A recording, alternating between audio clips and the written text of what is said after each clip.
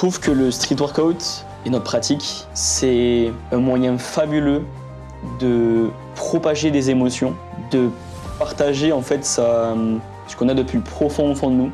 Mais mec, à la fin, t'avais 300 personnes autour des barrières, en train de gueuler. C'est qu'il y a quelque chose dans notre pratique qui fait qu'on n'est pas un sport comme les autres. Et ISN, c'est le résultat de toute cette réflexion-là. Bienvenue les amis dans ce deuxième épisode du Matt Mon Cali Show. Moi, si tu me connais pas, c'est Matt Mon Fit et tu mates Mon Cali Show. Aujourd'hui, on se retrouve avec à nouveau un grand nom du calisthenics, un homme de l'ombre. J'aime bien le qualifier comme ça parce qu'il est sur tous les terrains, mais on entend rarement parler de lui. Aujourd'hui, les amis, on va accueillir Greg. Greg, comment vas-tu ? Écoute, franchement, ça va bien. À Toulouse, il fait un peu grisâtre, mais d'être avec toi, mon gars, ça me réchauffe. D'être avec vous, surtout. Donc vraiment, ça va bien. Ça va très bien. C'est une belle période pour moi. Donc, disons que je peux que aller mieux. Voilà. Super. Comme vous venez de le voir, Greg est quelqu'un de très solaire, assez intime. Pour moi, c'est quelqu'un que j'estime beaucoup. Donc nous aussi, on est très contents de t'avoir ici, frérot. C'est un réel plaisir, surtout que je pense qu'ici, il n'y a pas beaucoup de gens qui savent réellement ce que tu fais. Pour vous parler un peu de Greg, les amis, Greg, avant tout, c'est un athlète de calisthenics spécialisé dans le statique, comme beaucoup d'entre nous qui vont regarder ce podcast, je pense.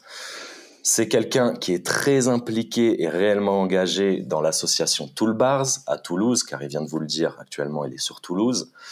Si ça vous parle pas, Toolbars, c'est les organisateurs de la ISN, International Strength Night, qui a eu lieu en quel mois, Greg, si je dis pas de bêtises, il y a 3-4 mois. Mois d'août Au mois de cette d'août, année. qui a fait beaucoup de bruit, qui était un événement vraiment super. Si vous voulez aller voir cet événement, je vous mettrai le lien dans la description. Également, bien sûr, engagé dans la marque SWO, parce qu'il est à Toulouse et il est avec le staff autour de SWO. Vous en entendrez parler, je pense, dans le podcast. Également, notre petit Greg, il travaille chez Red Bull.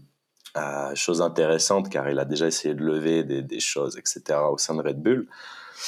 Et voilà, j'ai noté aussi un peu de cirque, un peu de gymnastique, voilà, un peu plein de trucs. Si tu as des choses à rajouter, Greg. Je suis un homme. Pour ceux qui sont encore dans des délires comme ça, bon. Ah putain. Non, t'as tout dit, hein. T'as fait le tour et ça fait maintenant 4 ans que je fais du street. Donc ça fait très récemment que je suis dans le milieu, surtout. Et on n'a encore rien fait, c'est ça qu'il faut se dire. Donc t'as fait un beau panorama de ce qui s'est fait en très peu de temps. Mais l'avenir, mec, il a des ailes. Ouais, parce que du coup, là, tu as commencé à introduire le premier sujet dont je voulais parler avec toi, mais du coup, avec Greg, les amis, on va traiter 3 grands sujets. On va parler bien sûr de son histoire, de comment il en est venu à ce qu'il fait aujourd'hui, sa vision du street workout, etc. En second plan, on va parler réellement des projets au niveau de Toolbars et de SWO, parce qu'il faut savoir que ça bouge beaucoup, et surtout au niveau de la ISN, parce que notre ami Greg est du coup le responsable officiel de la ISN, si je ne m'abuse. Donc je pense qu'il a beaucoup de choses à nous dire, surtout pour l'édition 2025 qui va arriver, je pense. Je te mets la petite pression. Putain, ça spoil. L'info est pas encore sortie, hein, tu sais.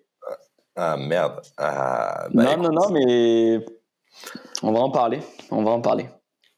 Ok, trop bien. Vous avez vu les amis, dans cette émission, vous avez l'exclusivité. Et en troisième lieu, du coup, on va parler avec Greg d'un point qui, je pense, le tient beaucoup à cœur, c'est l'aspect artistique de notre discipline. Donc là, on va vraiment parler statique et de comment lui, il l'exploite, parce que je sais qu'il le fait déjà actuellement dans sa pratique. Ils ont déjà organisé des shows privés avec l'association Toolbars. Allez voir, d'ailleurs, je vous mettrai les Instagram, etc. tout. Et je sais qu'il a beaucoup de projets par rapport à ça, donc on va réellement parler de ça à la fin de ce podcast, ou si on y arrive avant, je sais pas. Enfin bref, les amis, on est parti, et Greg, on aimerait bien que tu nous parles un peu de toi, qui tu es, ce que tu as fait, où tu en es aujourd'hui, etc. Ok. Gros programme pour aujourd'hui. Mais t'as raison, on va commencer par expliquer pourquoi peut-être que je suis là aujourd'hui. Qu'est-ce que j'ai fait dans le passé? Qu'est-ce qui a fait que j'en suis arrivé là aujourd'hui à considérer que le street, c'est un moyen pour tous de se révéler, un moyen pour tous d'exprimer ce qu'il y a vraiment au fond de nous, la petite flamme, tu sais. Donc, c'est toujours beau, c'est toujours beau. Donc moi, du coup, c'est Grégory Fuentes, de mon nom. Mes grands-parents étaient espagnols. Je suis né en France, dans le sud, à Béziers, pour ceux qui connaissent. J'ai toujours vécu là-bas, donc 18 années formidables, jusqu'à ce que je commence les études à Toulouse. Donc ça fait maintenant 3 ans que je suis ici, enfin bientôt 3. Et je suis venu ici à la base pour commencer du coup ce pourquoi on est tous destinés, c'est-à-dire suivre ce que la société demande de nous. Donc je voulais commencer des études et j'avais cette vision de De Vinci, si ça vous parle, un ingénieur scientifique, un anatomiste, un créateur, c'est lui qui a inventé l'hélicoptère, c'est lui qui a des très beaux croquis, comme je peux vous montrer juste là, qui faisait vraiment de l'anatomie pure et dure. Il aimait cette précision. Et je me voyais vraiment comme ça à l'époque, où je voulais bouleverser un petit peu mon monde à travers la création et dessiner un monde meilleur. Et donc je suis rentré dans les études naïvement, en me disant que j'allais pouvoir le faire. Donc j'ai commencé le génie mécanique, pour ceux qui connaissent, à Toulouse, un gros pôle de génie mécanique. Et je me suis vite rendu compte que, en fait, j'étais malheureux. J'étais à Toulouse, je commençais à rencontrer de belles personnes. Pour ceux qui connaissent, Agustin Yepes, Rodrigo, son frère, chiropracteur. Beaucoup d'amis qui gravitent autour de Toulouse, Bao, Mayol, Matteo, Nicolas Schneier. Beaucoup de personnes, peut-être que ça vous parle. Et je t'entourais de vraiment... Pas moi. Entouré de très très belles personnes, t'inquiète. Mais pour autant, j'étais malheureux et je comprenais pas d'où ça venait. À cette époque, je me connaissais très très peu. Et pour autant, mon seul échappatoire, il était au parc avec les copains. Je pense que je pourrais vous montrer quelques petites vidéos de moi à l'époque au parc où on se filmait dans le noir avec nos caméras, nos flashs. C'était assez épique. Et donc, mon échappatoire, c'était à travers le street. Donc, disons que j'essayais de fuir ma réalité à travers ce sport, à travers les copains. Et je pense que c'est le cas pour beaucoup d'entre nous, c'est de se dire ma vie est peut-être pas ce que je voudrais qu'elle soit, et donc je m'échappe à travers ce sport. Ce qui, je pense, est extrêmement nocif, et on en parlera peut-être un peu plus après. Mais donc voilà, j'en étais à ce stade-là de ma vie. J'ai arrêté les cours au bout de 6 mois. Et je me suis dit, qu'est-ce que je fais de ma vie en fait ? J'étais complètement perdu. Ma mère, parce que vous allez comprendre que ma mère avait énormément d'impact sur moi. Pas négativement, mais je pense qu'on est tous un peu contraints dans notre vie jusqu'à qu'on prenne l'élan de notre propre... prendre le choix de vraiment contrôler ce qu'on veut faire et de décider de prendre sa vie en main. Elle avait beaucoup d'impact et j'ai beaucoup subi tout ce qu'elle me disait de faire. Donc j'ai fait beaucoup d'intérim à ce moment-là. J'étais un schlag, hein, disons-le. Je savais pas quoi faire de ma vie et c'était assez compliqué. Désolé pour tous les intérimaires. Si vous savez pourquoi vous le faites, c'est le plus important. Mais si vous savez pas, les gars, j'espère que ce podcast vous aidera. Du coup, voilà, je savais pas trop où j'en étais et j'ai commencé l'année 2023. Donc juste après avoir quitté les cours, en rentrant dans une société qui s'appelle Red Bull. Si ça vous parle pendant vos entraînements, si vous êtes consommateur, sachez que c'est pour ça que je suis rentré dans la société aussi. C'est pour beaucoup d'entre nous, pour moi le Red Bull c'est synonyme de street. Et à l'époque, c'était aussi synonyme des OTZ, où j'étais beaucoup inspiré par Val à l'époque. C'était une grande inspiration. Pour moi, c'était synonyme de tryhard et d'atteindre le meilleur niveau, et ça passait par la canette.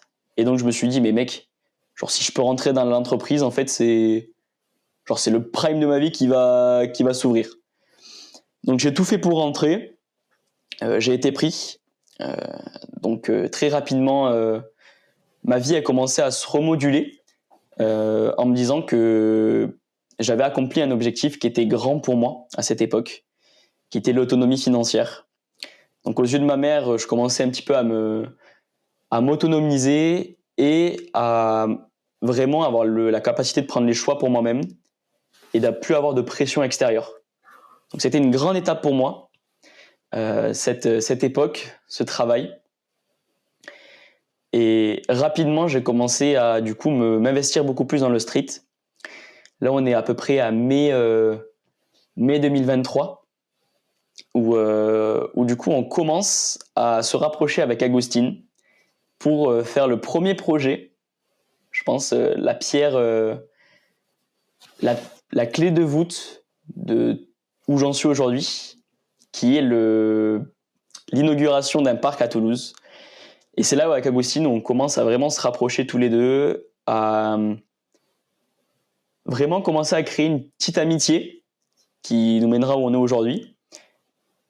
Et tout ça, c'était autour du street workout, autour d'un événement qu'on voulait faire pour rassembler la communauté, rassembler ce qui, moi, m'animait le plus à ce moment-là, qui était un échappatoire, mais aussi un moyen de trouver ce qui m'animait. Donc ça a été un grand moment, un moment fort, où je commençais à m'autonomiser, où je commençais à me rapprocher d'une très belle personne et à vouloir exprimer cette gratitude envers le monde. Donc ça a été la première pierre qui a été posée, où j'ai compris pour la première fois pourquoi je faisais ce sport. Et c'était pour partager des émotions. Donc ça a été la première réalisation. Et après ça, j'ai commencé du coup à m'investir chez Toolbars, à vouloir construire quelque chose, donc on parlera juste après, je pense, pour pas sauter d'étape.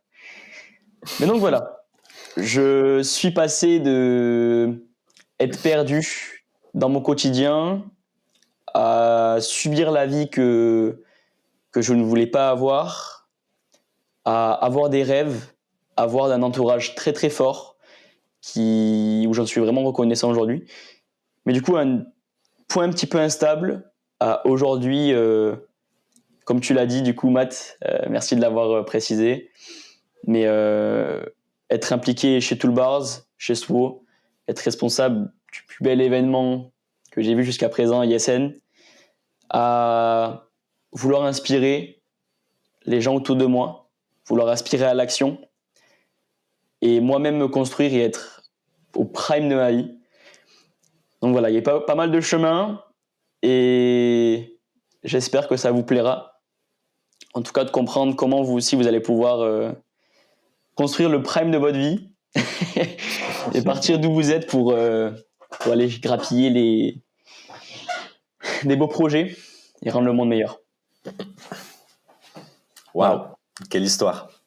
Franchement, j'étais plongé dedans. Je t'avoue que là, tu vois, dans une voiture avec le podcast, tu vois, le moment où tu conduis et puis t'as passé genre 2 kilomètres et puis tu te rends compte que t'as passé les 2 kilomètres, ça aurait été ça. Ouais. Ok. Alors, franchement, trop bien, trop bien.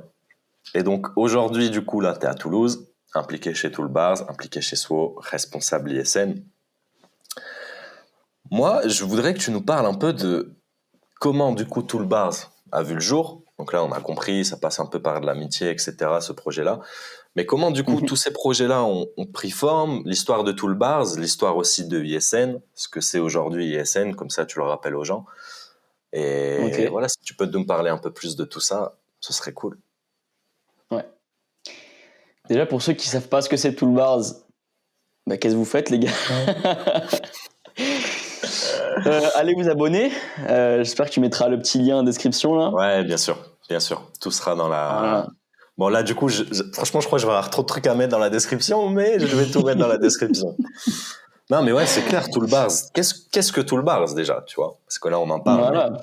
Qu'est-ce que Toolbars, les gars? Voilà.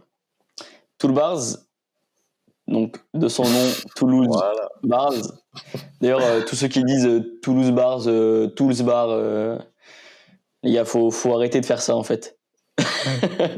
C'est Tool Bars. Voilà. On va mettre le nom une bonne fois pour toutes. Du coup, c'est une association toulousaine qui s'investit dans le street et plus globalement dans toute la communauté toulousaine, dans le statique. On touche aussi au street lifting et au set and reps, mais c'est essentiellement dans le statique. Et l'histoire de Tool Bars, ça remonte à un peu plus de 6-7 ans. Hein. 6, donc c'est 7 ans? super. Ah ouais? Ouais. Ah ouais. Voilà. Ouais. Ah ouais. Ok. Parce qu'à la base, c'était un groupe Facebook, Tool Bars, où j'étais pas du tout là. Hein. Je faisais même pas de street à l'époque. À la base, c'était un groupe Facebook de gars de Toulouse, où il y avait un parc à Ampalo, pour ceux qui ont la ref. Et justement, c'était un groupe de gars qui faisaient du set and reps, qui faisaient des concours et tout. Et ils avaient créé un groupe. Donc, c'était des pionniers vraiment à l'époque du street, tu vois. Ils étaient là au tout début. Et si vous marquez encore Tool Bar sur Internet, vous verrez les anciennes photos. C'est vraiment OG, des straddle bas de forme, bien banane et tout. Donc à la base, c'était un groupe de potes qui n'était pas une association, mais qui avait juste posé un nom à leur groupe. Et c'est en 2020 où Agustine, Guillaume et Dorian, donc c'est des streeteux à Toulouse, qui ont créé une asso en reprenant le nom qui était là depuis très très longtemps pour créer un parc. Donc le premier parc qui a été créé à Toulouse, c'était Ampalo. Et le but de cette asso, c'était une asso vitrine au sein des mairies pour dire ok, on a un statut juridique et on va pouvoir faire grandir le parc de Toulouse pour rassembler tout le monde, pour choper des subventions, choper des tables, choper des chaises. Tous ceux qui ont voulu faire des événements, ils savent ce que c'est. Donc c'était vraiment juste pour faire style qu'on avait une asso, mais en fait, il n'y avait rien qui existait, quoi. Donc ça, c'est 2020. Je crois que c'est mai 2020. Agustine, je pense qu'il pourra préciser le tout. Et donc, ça commence de là. Moi, pour rappel, en 2020, je fais même pas de street. Je suis encore dans ma chambre, je suis au lycée, je suis en seconde. Rien à voir, tu vois. Moi, je suis pas là, je suis là. Pépouze, Grégousse dans le sud, je suis pas à Toulouse.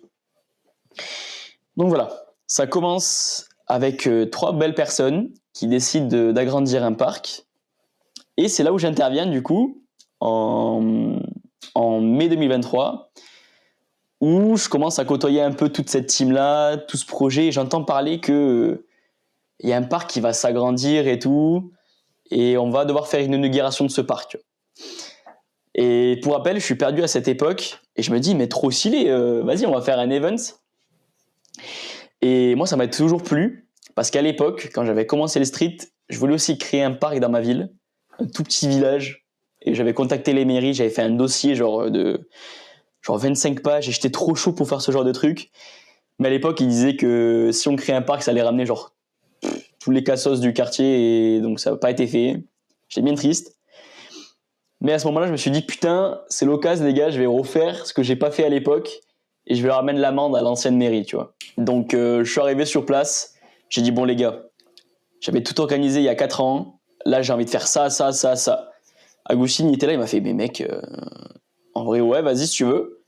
Lui, son but, c'est de trouver les gars sur Toulouse qui avaient le son, qui avaient de quoi ramener de la bouffe. À l'époque, on avait ramené genre, pour ceux qui étaient là, parce qu'il y avait beaucoup de personnes, on avait ramené des quiches, on avait ramené de tout. Et donc lui, il s'occupait vraiment de trouver tout ce qui était matos, logistique. Et moi, je ramenais les idées pour se dire, ok, ça serait cool qu'on fasse ça. Et ça s'est fait. Donc après des semaines de dur labeur, on a finalement fait cet événement. On était 3 organisateurs. Du coup, il y avait Agustine, Samuel et moi-même. Où on se répartissait un peu les tâches à l'époque. Ça se faisait sur documents genre Google Doc avec des checklists, des trucs vraiment... Si vous faites ça, les gars, arrêtez. Hein. Vraiment, faut plus faire ça. Mais à l'époque, ça marchait. Ça marchait en vrai. Et donc, on a fait notre événement avec les moyens du bord. Et on l'a fait avec le cœur. J'en ai des très bons souvenirs. Honnêtement, c'était la première fois qu'on réunissait autant de monde autour d'une passion commune à Toulouse. Et qu'on sentait qu'on avait du potentiel et un rôle à jouer dans tout ça. Donc après l'événement, on s'est vu avec les gars et on s'est dit mais qu'est-ce qu'on fait ? Est-ce qu'on laisse l'association en vitrine pour les mairies pour s'asseoir à une table et dire bah ouais, nous on veut juste agrandir un parc ?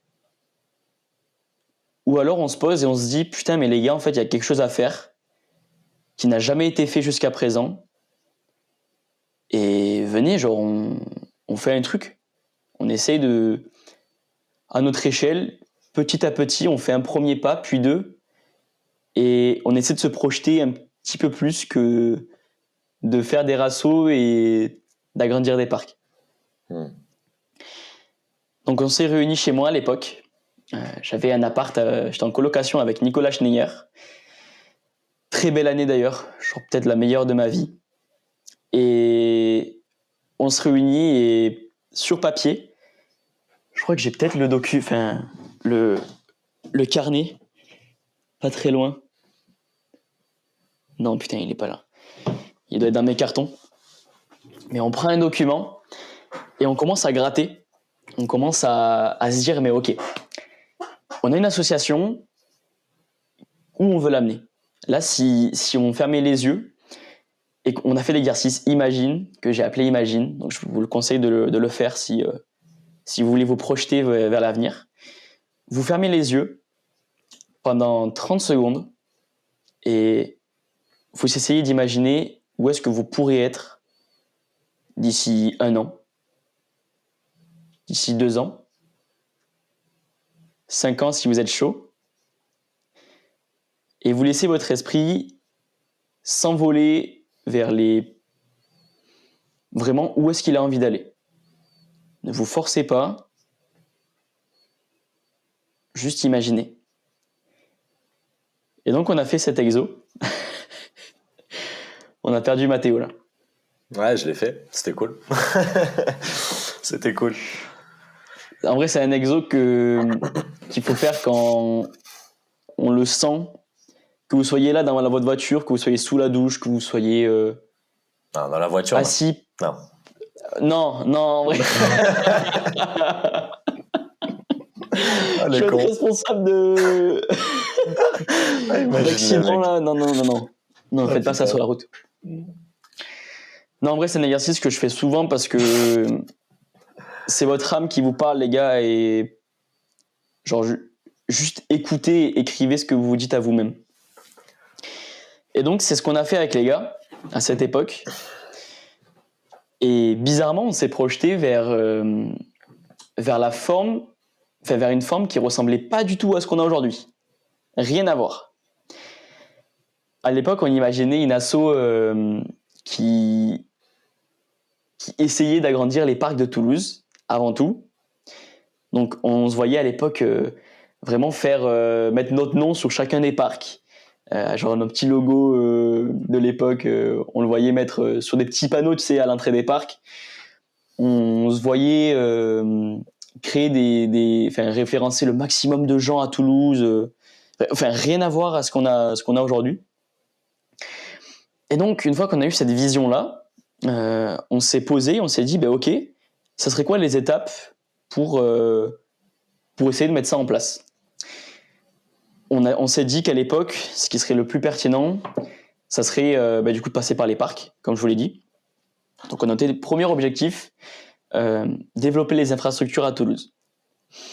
Deuxième objectif, on s'est dit, putain, mais en fait, ce qu'on a vécu à Ampalo à l'inauguration, ce qui nous a le plus, ce qui nous a transpercé, c'était la communauté et l'aspect un peu cohésion qu'on avait retrouvé et qui plaît vraiment en fait quand on fait des événements. C'est ça qui nous animait vraiment. Donc on s'est dit, deuxième objectif, ça va être développer l'aspect, la cohésion des membres de Toulouse. Et le troisième, on s'est dit, on ne pourra jamais exister dans notre sport si on n'essaie pas d'aller voir le grand public. Et donc, la troisième chose qu'on s'est dit, c'est développer la notoriété du street workout à Toulouse. Donc ça a été nos 3 objectifs de l'époque. Et après ça, on s'est dit, mais ok, mais en fait, aujourd'hui, il n'y a rien qui existe. Genre, c'est qu'une idée. Et c'est là où je vous recommanderais, si de mon expérience, je peux vous conseiller quelque chose, ne vous limitez pas juste à rêver et imaginer, on en revient à l'exercice, à imaginer où vous pourrez être d'ici quelques années. Mettez à profit ce que vous avez pensé, ce que vous avez imaginé, et mettez de suite un plan d'action. Même s'il ne sera pas parfait, même si vous sentez que ce n'est pas la bonne chose à faire et que vous êtes un peu dans l'inconnu, qu'il y a du doute, que vous ne savez pas encore quoi mettre en place, c'est pas grave, mettez sur papier quelques actions, quelque chose à faire, des tâches qui vont vous permettre de répondre à cette vision, de vous aligner à chaque fois avec, nous c'était la notoriété, la cohésion et les parcs. Donc on s'est dit, la première chose à faire, ça serait de créer une belle structure avec des pôles. On avait fait à l'époque, je crois qu'on a fait 6-7 pôles dans l'association, le pôle formation, le pôle événementiel, le pôle animation, le pôle communication, bref, ceux qui ont fait des assos se reconnaîtront. Et on s'était planté parce qu'on avait trop divisé les choses et on s'était imaginé une usine à gaz. Hein. Enfin, c'était... Sur le papier, c'était beau, mais en réalité, c'était le bordel. Et donc, on s'est projeté, on s'est dit, allez, on va faire des pôles. Allez, on va vouloir recruter des gens. Donc, on avait identifié, je crois à l'époque, c'était 16 à 17 personnes à Toulouse qui étaient nos proches, hein, c'était nos potes. Et on s'est dit, vas-y les gars, on a un projet, ça vous dit, vous nous rejoignez ? Et la plupart, ils ont dit oui. Mais si vos potes vous disent oui comme ça, les prenez pas. Parce que tout le monde est chaud au début, mais pour poursuivre les projets, après, c'est vite compliqué. Donc, petit conseil de vie, mettez plus de critères. Allez, quand vous voulez recruter des gens. Et prenez vos potes, parce qu'au début, c'est pratique. Mais essayez de voir qui sont vraiment animés et qui proposent vraiment de faire avancer les choses. C'est eux qu'il faut prendre à vos côtés. Pas ceux qui veulent juste vous aider un petit moment. Donc on s'est dit, vas-y, on va recruter du monde. Et on a passé tout l'été du coup à faire ce petit plan d'action, à vouloir mettre en place tout ce qu'on voulait faire, à recréer un logo, à identifier ce qui allait pouvoir nous faire grandir l'association. Et on arrive en septembre 2023 où on passe de 3 à 18 personnes, où on ne sait pas comment gérer ces personnes, où tout est nouveau pour nous et c'est comme si on vous donnait un bébé dans les bras et on vous dit maintenant vous allez le gérer. T'es pas prêt à ça en fait du jour au lendemain. Donc on s'est cassé la gueule direct. Ça a été la chute. On n'arrivait pas à gérer tout ce qu'on voulait et on a eu les yeux plus gros que le ventre, mais c'était pas grave.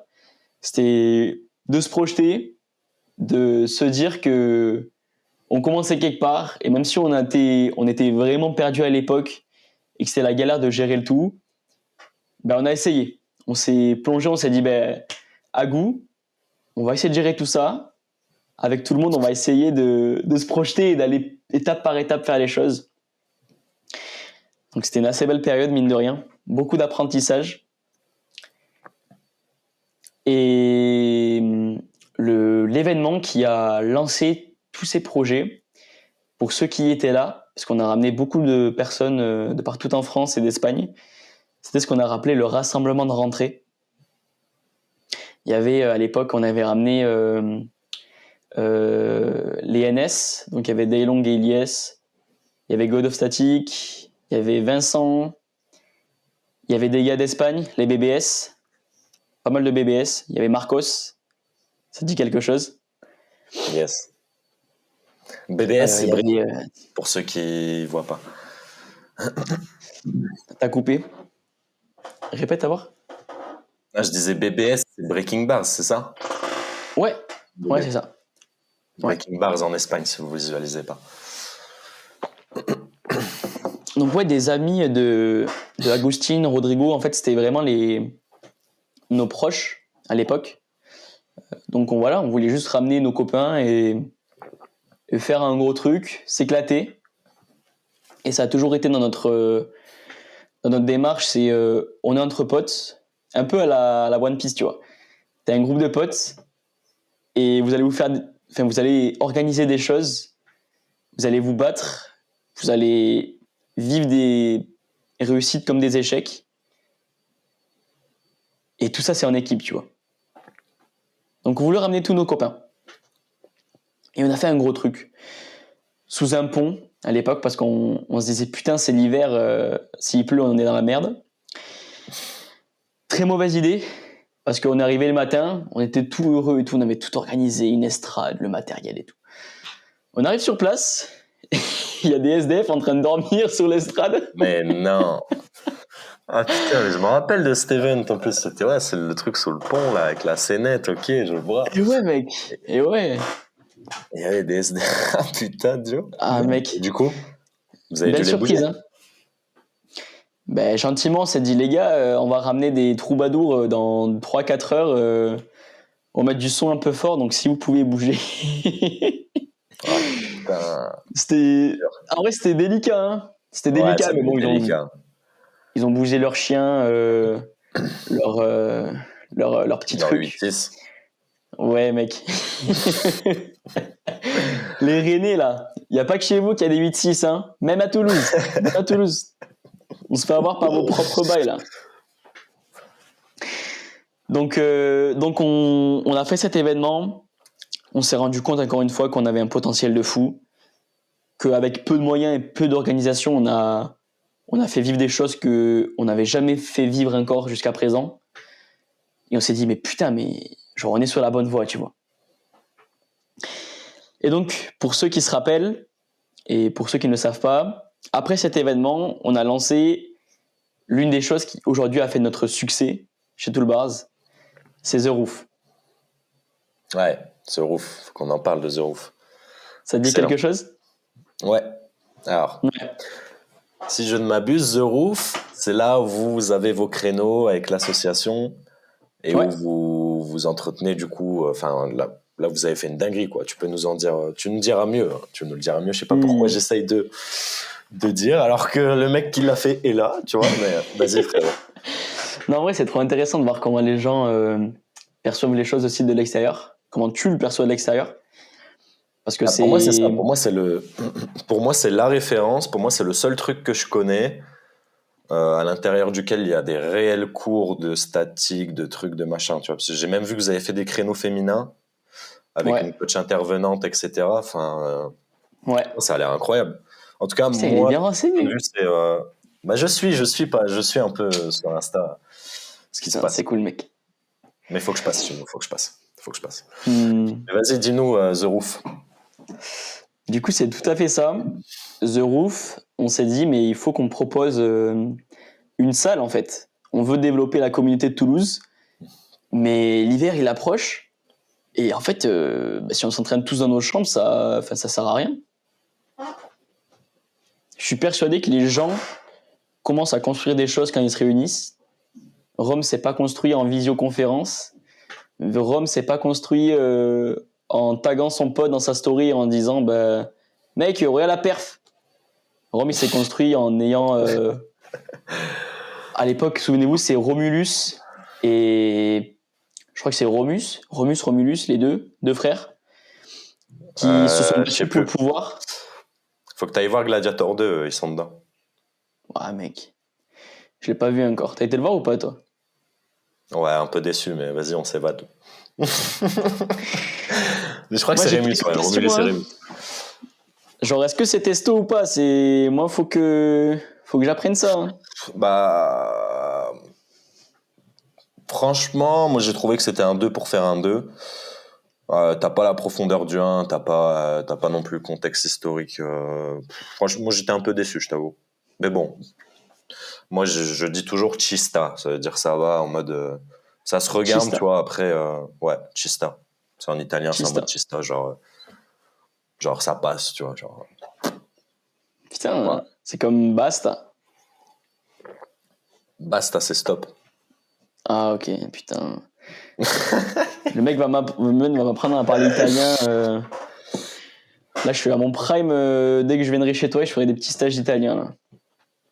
Bah, quand tu veux, Mais frérot. donc, Quand tu veux. J'y retourne en avril, donc si tu veux venir, avec plaisir.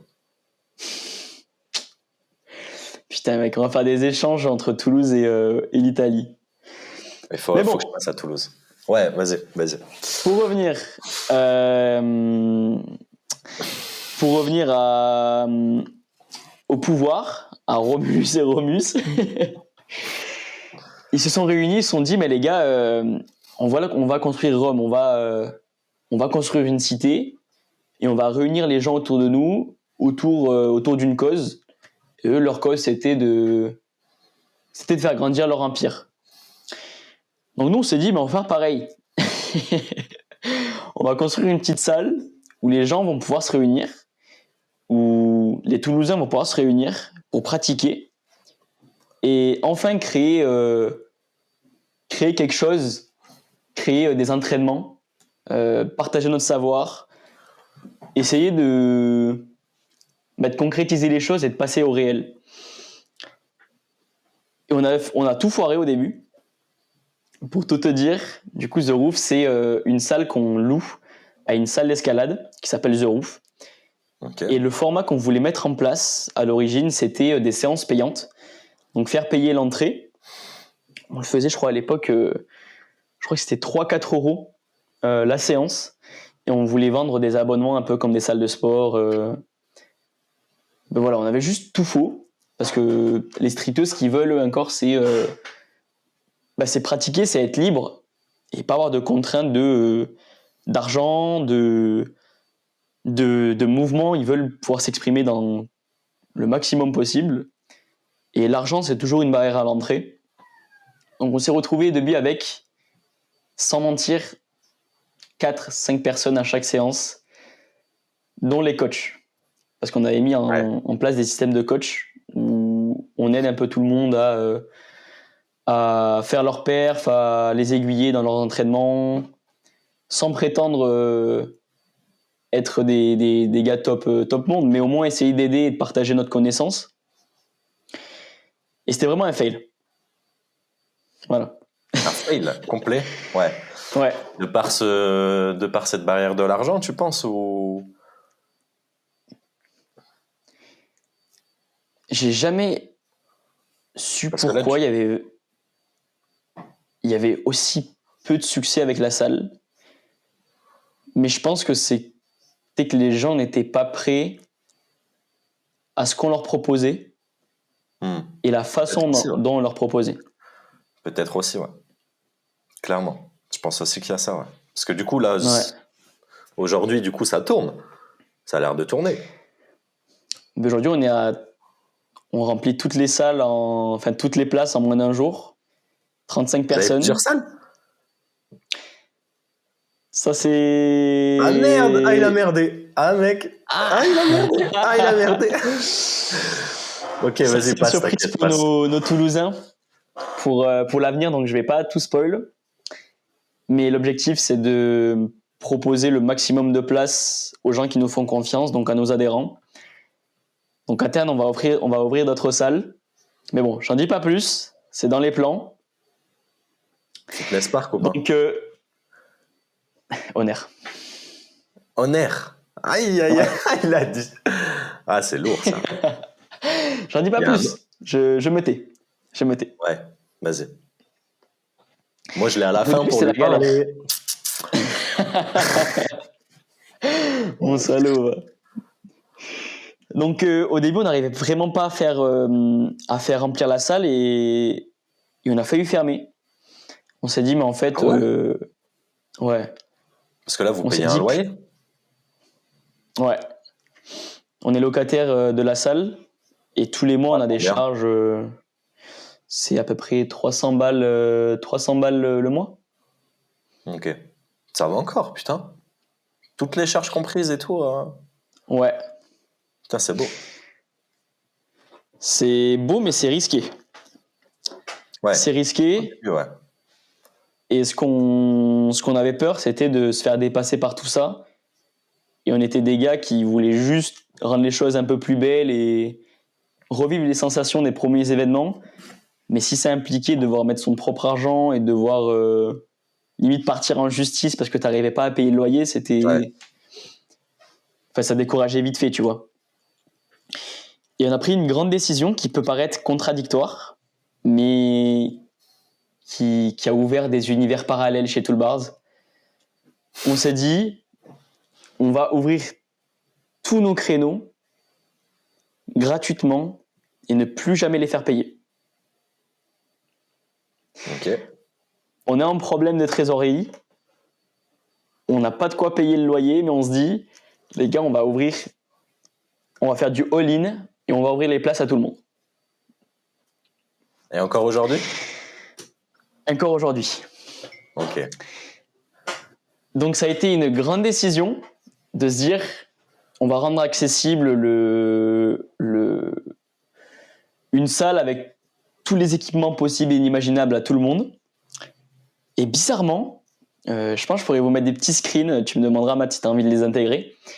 On est passé de 5 personnes à 6, à 10, à 15, à 20. Et toutes les semaines, ça augmentait. Et ça redescendait jamais. Jusqu'à, je crois, arriver à février 2024 ou mars 2024, à avoir genre 35 personnes tout le temps, bloquées en 1 heure de temps. Genre, dès qu'on mettait le lien pour les inscriptions, tout le monde venait et tout était booké. Genre. C'était insane. Et donc, on a eu des moments de fou furieux là-bas. Toute la communauté se rejoignait. On s'entraînait toute la semaine dans nos chambres, on se débrouillait pour s'entraîner. Et le vendredi, c'était rendez-vous The Roof. Tu sais, dans les petites notes d'Insta, tout le monde mettait vendredi, c'est The Roof. Et tout le monde se rejoignait. Tout Incroyable, le monde. les gars. Incroyable. Ah, c'était trop beau, mec. Trop lourd. Tout le monde. Franchement. Mais je sais pas si t'as vécu ça, toi. Un délire en mode The Roof, non. On le faisait un peu avec SWHDF en mode. On a essayé d'ouvrir un créneau hebdomadaire. Le problème, c'est que nous, on s'est vachement orienté vers les salles de gym. On n'a pas pensé à ces petits studios, trucs, machin. Et après, la vie a fait que nos chemins ont pris des tournures différentes. Donc voilà, mais non, franchement, ça doit être trop cool. On l'a vécu, Après, mais entre nous, en cirque privé. Ouais, t'avais un petit temple chez toi. Ouais, avec il y avait l'éléphant là, sur le côté. En vrai, dans les débuts au temple, dis-toi, tu vois un peu. Non, t'as jamais vu les proportions du temple, mais en gros, tu vois ta chambre là. Le temple, c'est peut-être 1,5 fois la superficie qu'il y a derrière toi. À nos débuts, gros, il y a des fois, on se retrouvait à 20 dedans, tu vois. Genre, c'était... ouais. Mais pourtant, le temple, c'était chez WAM, mais c'était pas vraiment chez WAM, tu vois, c'était chez Madaron. Et mec, tous les gens qu'on rencontrait et qui ont commencé à s'entraîner, en fait, on faisait là ce que vous faites, mais on le faisait chez moi, sans s'en rendre compte, je pense, tu vois. Donc, mais non, là, c'est le fait de l'avoir structuré et le rendre officiel, c'est ça que je trouve lourd, tu vois. C'est trop lourd. 35 personnes à chaque créneau, c'est énorme. Tu te rends compte? Je sais même pas si... Imagine les 35 personnes dans ta chambre, mec. Ouais, non, là, c'était pas possible. Mais non, c'est trop stylé. Et du coup, attends, parce que du coup, là, vous êtes encore sur des... Vous avez un créneau semaine, encore au jour d'aujourd'hui, le vendredi. Ouais. d'1 heure, où tout le monde peut venir. 2h30. 2h30, tout le monde peut venir. Ouais. Jusqu'à 35 personnes. Ouais. Si je suis pas licencié chez vous, que par exemple, là, je pars en coup de vent sur Toulouse, je peux venir faire une séance? Ouais. Ah ouais? Ok. Ouais. Il y a une petite chose ça. qui a changé. Parce que oui, si vous êtes de passage à Toulouse, envoyez-nous un petit message. Vous êtes les bienvenus à The Roof. Dans tous les événements qu'on fait d'ailleurs. Vous avez toutes les infos sur l'Insta. Donc si vous voulez découvrir la belle salle de The Roof, vous êtes tous les bienvenus. Mais il y a une petite particularité entre l'an dernier et cette année. C'est que l'an dernier, on était 20 adhérents. Cette année, on est proche des 70 adhérents. Top. Et ça serait injuste pour eux de avoir la même priorité entre le grand public et nos adhérents. Mhm. Donc cette année, on a pris la décision, après toute notre année de test, où on a rencontré vraiment de tout.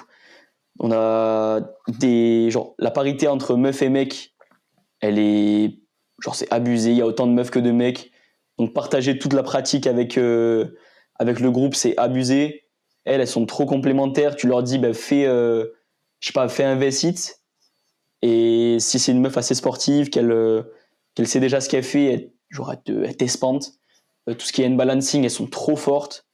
Quand tu veux faire des figures à deux, par exemple des portées, tout ça, on s'éloigne un peu du street, mais c'est super complémentaire. Et après, il y a les gars qui font du statique ou du grand public qui veut découvrir ce qu'on fait. Et toute cette année de rencontres, de mixage des publics, des gens qui font du street, des gens qui en font pas, ça fait qu'aujourd'hui, on a un groupe qui pense plus que street, qui pense plus que perf, même si la perf, elle est au cœur de tout ce qu'on fait. On a compris que le plus important, c'était la relation que tu as avec autrui et ce que tu vas vivre ensemble. C'est l'émotion que tu crées, tu vois. Et cette émotion, on s'est dit, on va maintenant la partager avec nos adhérents, parce que c'est eux qui font vivre tout le projet. Donc c'est pour ça que je te dis, les créneaux aujourd'hui sont ouverts en priorité à nos adhérents. On a des séances d'essai qui sont ouvertes au grand public. Pour toi, par exemple, Mathéo, tu as envie de venir, mec, on t'accueille bien sûr. Tu n'as pas envie d'adhérer pour faire une séance. Mais à terme, l'idée, c'est qu'on puisse carrer toute la communauté toulousaine d'abord et peut-être grandir le concept un peu plus loin, essayer d'aller voir plus grand, plus loin. Mais ça, c'est une vision un peu plus long terme. Moi, s'il y a des franchises, je prends. Je suis franchisé. Ça y est. Je suis franchisé zéro. On n'en est pas encore là, une petite question pour toi, Greg, parce que tu parlais de parité. Là, sur vos 70 adhérents, tu as une idée de combien vous avez d'adhérents hommes, combien d'adhérents femmes? Je peux te dire ça. Je trouve ça hyper intéressant, tu vois, parce que même quand j'ai vu que vous avez fait venir une coach féminine, j'ai trouvé ça ouf, tu vois. Puis c'est vrai que dans vos stories, on voit tout le temps mec, meuf. C'est trop cool. Ça s'est fait naturellement, ça, ou vous avez été dans une démarche d'aller vers? Est-ce que vous êtes rentré dans une démarche d'aller vers, tu vois? Attends, je te dis ça de suite, je compte le nombre de meufs. Hop. 2. Non. La parité. La parité de meufs. Alors. Ouais, même une petite quinzaine, c'est déjà bien, tu vois. Faites vos pronostics en commentaire, les gars. Je vais mettre vous rentrez dans la salle d'attente de Maintenant Podcast. Ouh. Yeah, c'est l'attente. L'attente, je suis Putain, c'est amusé, ça. Latence. Ouais, je peux aussi te mettre sur des jeunes machines. J'ai appris ce qui constituait ma vie. La relation avec les autres. Non plus la performance. Ni l'ego, ni le tabou. C'est lourd, hein? Mettre des drums. Putain, Matt, mon animateur. Bon, c'est pas grave, au pire, on y revient, tu regardes et on y revient après si tu veux. Ok, attends, parce que là, c'est bon, j'ai le chiffre. Attends.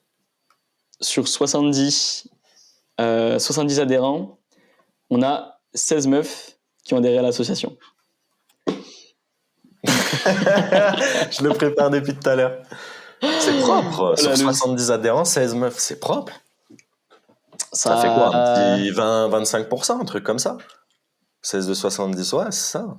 Quasi. C'est propre. Ça fait presque... Fais genre, j'ai trouvé le bon chiffre, fais genre. Ça fait 20-15%. Ouais. Donc ça fait la diff, hein. Genre quand le street féminin, il est pas du tout développé... Et pas que je sois dans l'optique de Genre de se dire que les meufs, elles ont autant de potentiel dans le statique que les gars, ce qui, je pense, n'est pas vrai. Mais elles sont complémentaires dans leur approche. Ouais, pas le même, pas les mêmes, enfin, tu vois, comme en gym, elles sont pas sur les mêmes agrès que les hommes, voilà, pas les mêmes, pas sur les mêmes catégories, en tout cas, je pense. Ouais. Sur tout ce qui est planche et tout, c'est sûr que le niveau, il y aurait toujours un fossé. Ça, c'est sûr.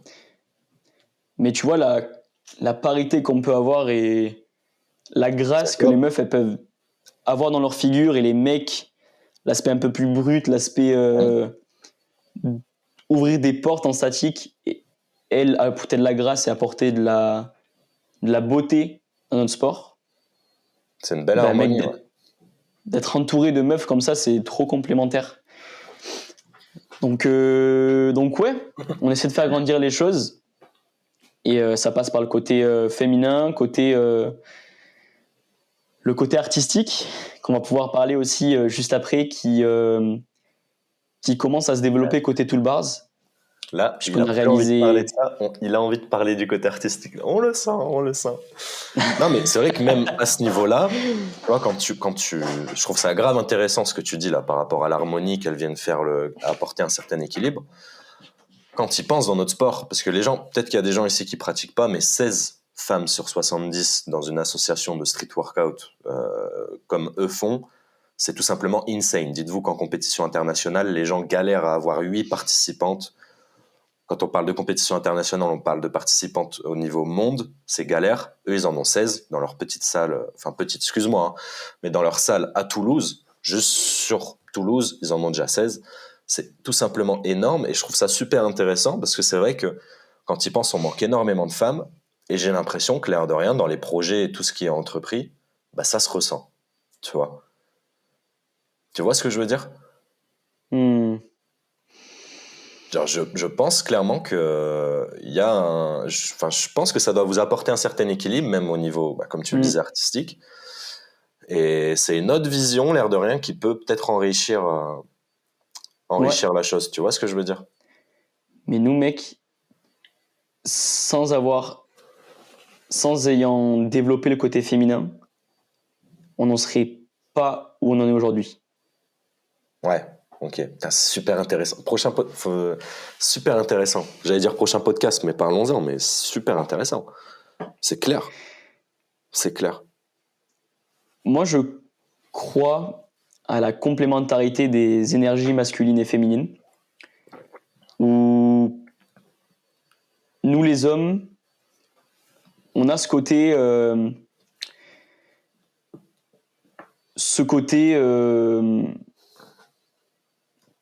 casser des barrières, ce côté aller de l'avant sans forcément prendre de recul.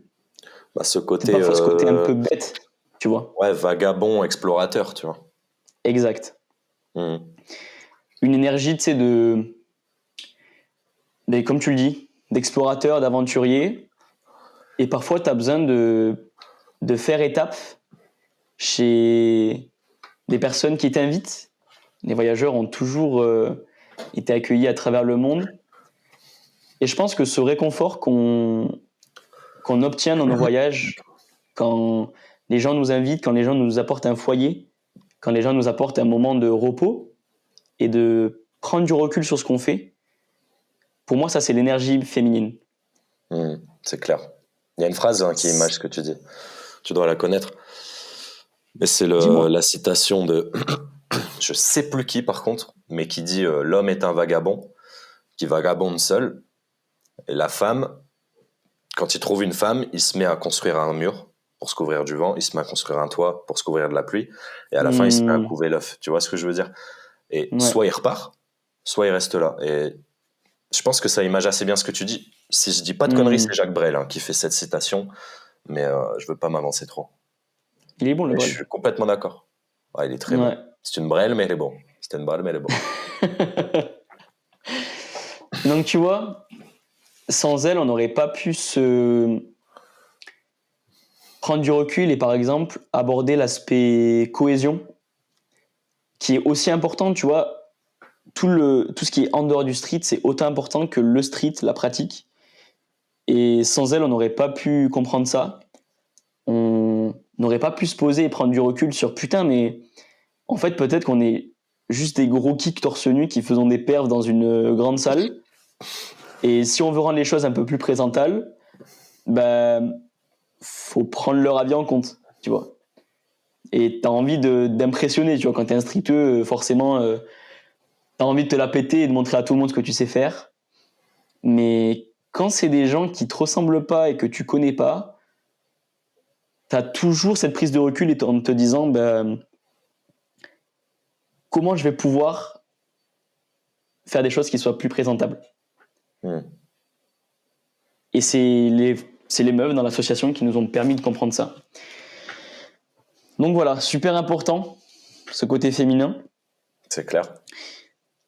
Et on aimerait le développer de plus en plus, comme tu l'as dit, avec les coachs féminines, parce qu'une meuf, on ne pourra pas autant comprendre les meufs que les meufs elles-mêmes. Donc comprendre leurs limites, comprendre les différents défis qu'elles peuvent rencontrer dans leur pratique. Et c'est notre but, de vraiment pousser cet esprit-là, les meufs aidées par les meufs, et qu'on fasse un truc tous ensemble, et ce qu'on appellerait le street workout artistique. Donc ça, on pourra en parler un petit peu plus après. Attends, parce que là, t'as sauté un truc hyper important. Vas-y. On y reviendra là au street workout artistique, promis, juste après. Je voudrais juste que tu nous parles là du coup de... Parce que là, moi j'allais rebondir là-dessus, j'imagine que du coup là au niveau financement, là vous réussissez à payer le loyer. Ouais. Vous arrivez à gérer. Ouais. Est-ce que du coup l'ISN, ça a été un projet, comment est né l'ISN? Est-ce qu'il a été pensé justement pour un peu créer cette dynamique économique? Ou est-ce que, tu vois, est-ce que tu peux nous parler de la création d'ISN, déjà comment ça a pris place déjà cette année? Mais justement, il faut qu'on parle de l'aspect artistique avant de parler d'ISN. Ok. Voilà. Parlons de l'aspect artistique alors. Chapitre numéro 2, la vision artistique. Là, tu fais tes montages, si tu veux. Numéro 3, c'est pas grave. Ok, bon, voilà, je suis pas. Même moi, je me suis pas à mon propre jeu, là. T'inquiète. Là, ce qui est bien avec cette appli, c'est que je peux prendre des notes en même temps. Vas-y. Putain, c'est lourd, ça. Voilà. Inspirez-vous de Matt, les gars. Faites des choses aussi bien que Matt. Et matez mon podcast, surtout. Voilà. L'aspect artistique. Je vais prendre une petite gorgée d'eau et je vous en parle.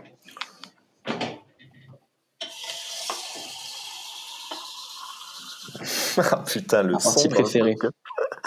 Ça me rappelle quand j'avais fait un podcast avec Renaud et Renaud est parti pisser, il a pas désactivé son micro, je l'ai laissé dans le podcast. Tu sais qu'il y a plein de gens qui m'en ont parlé après, ça me fait...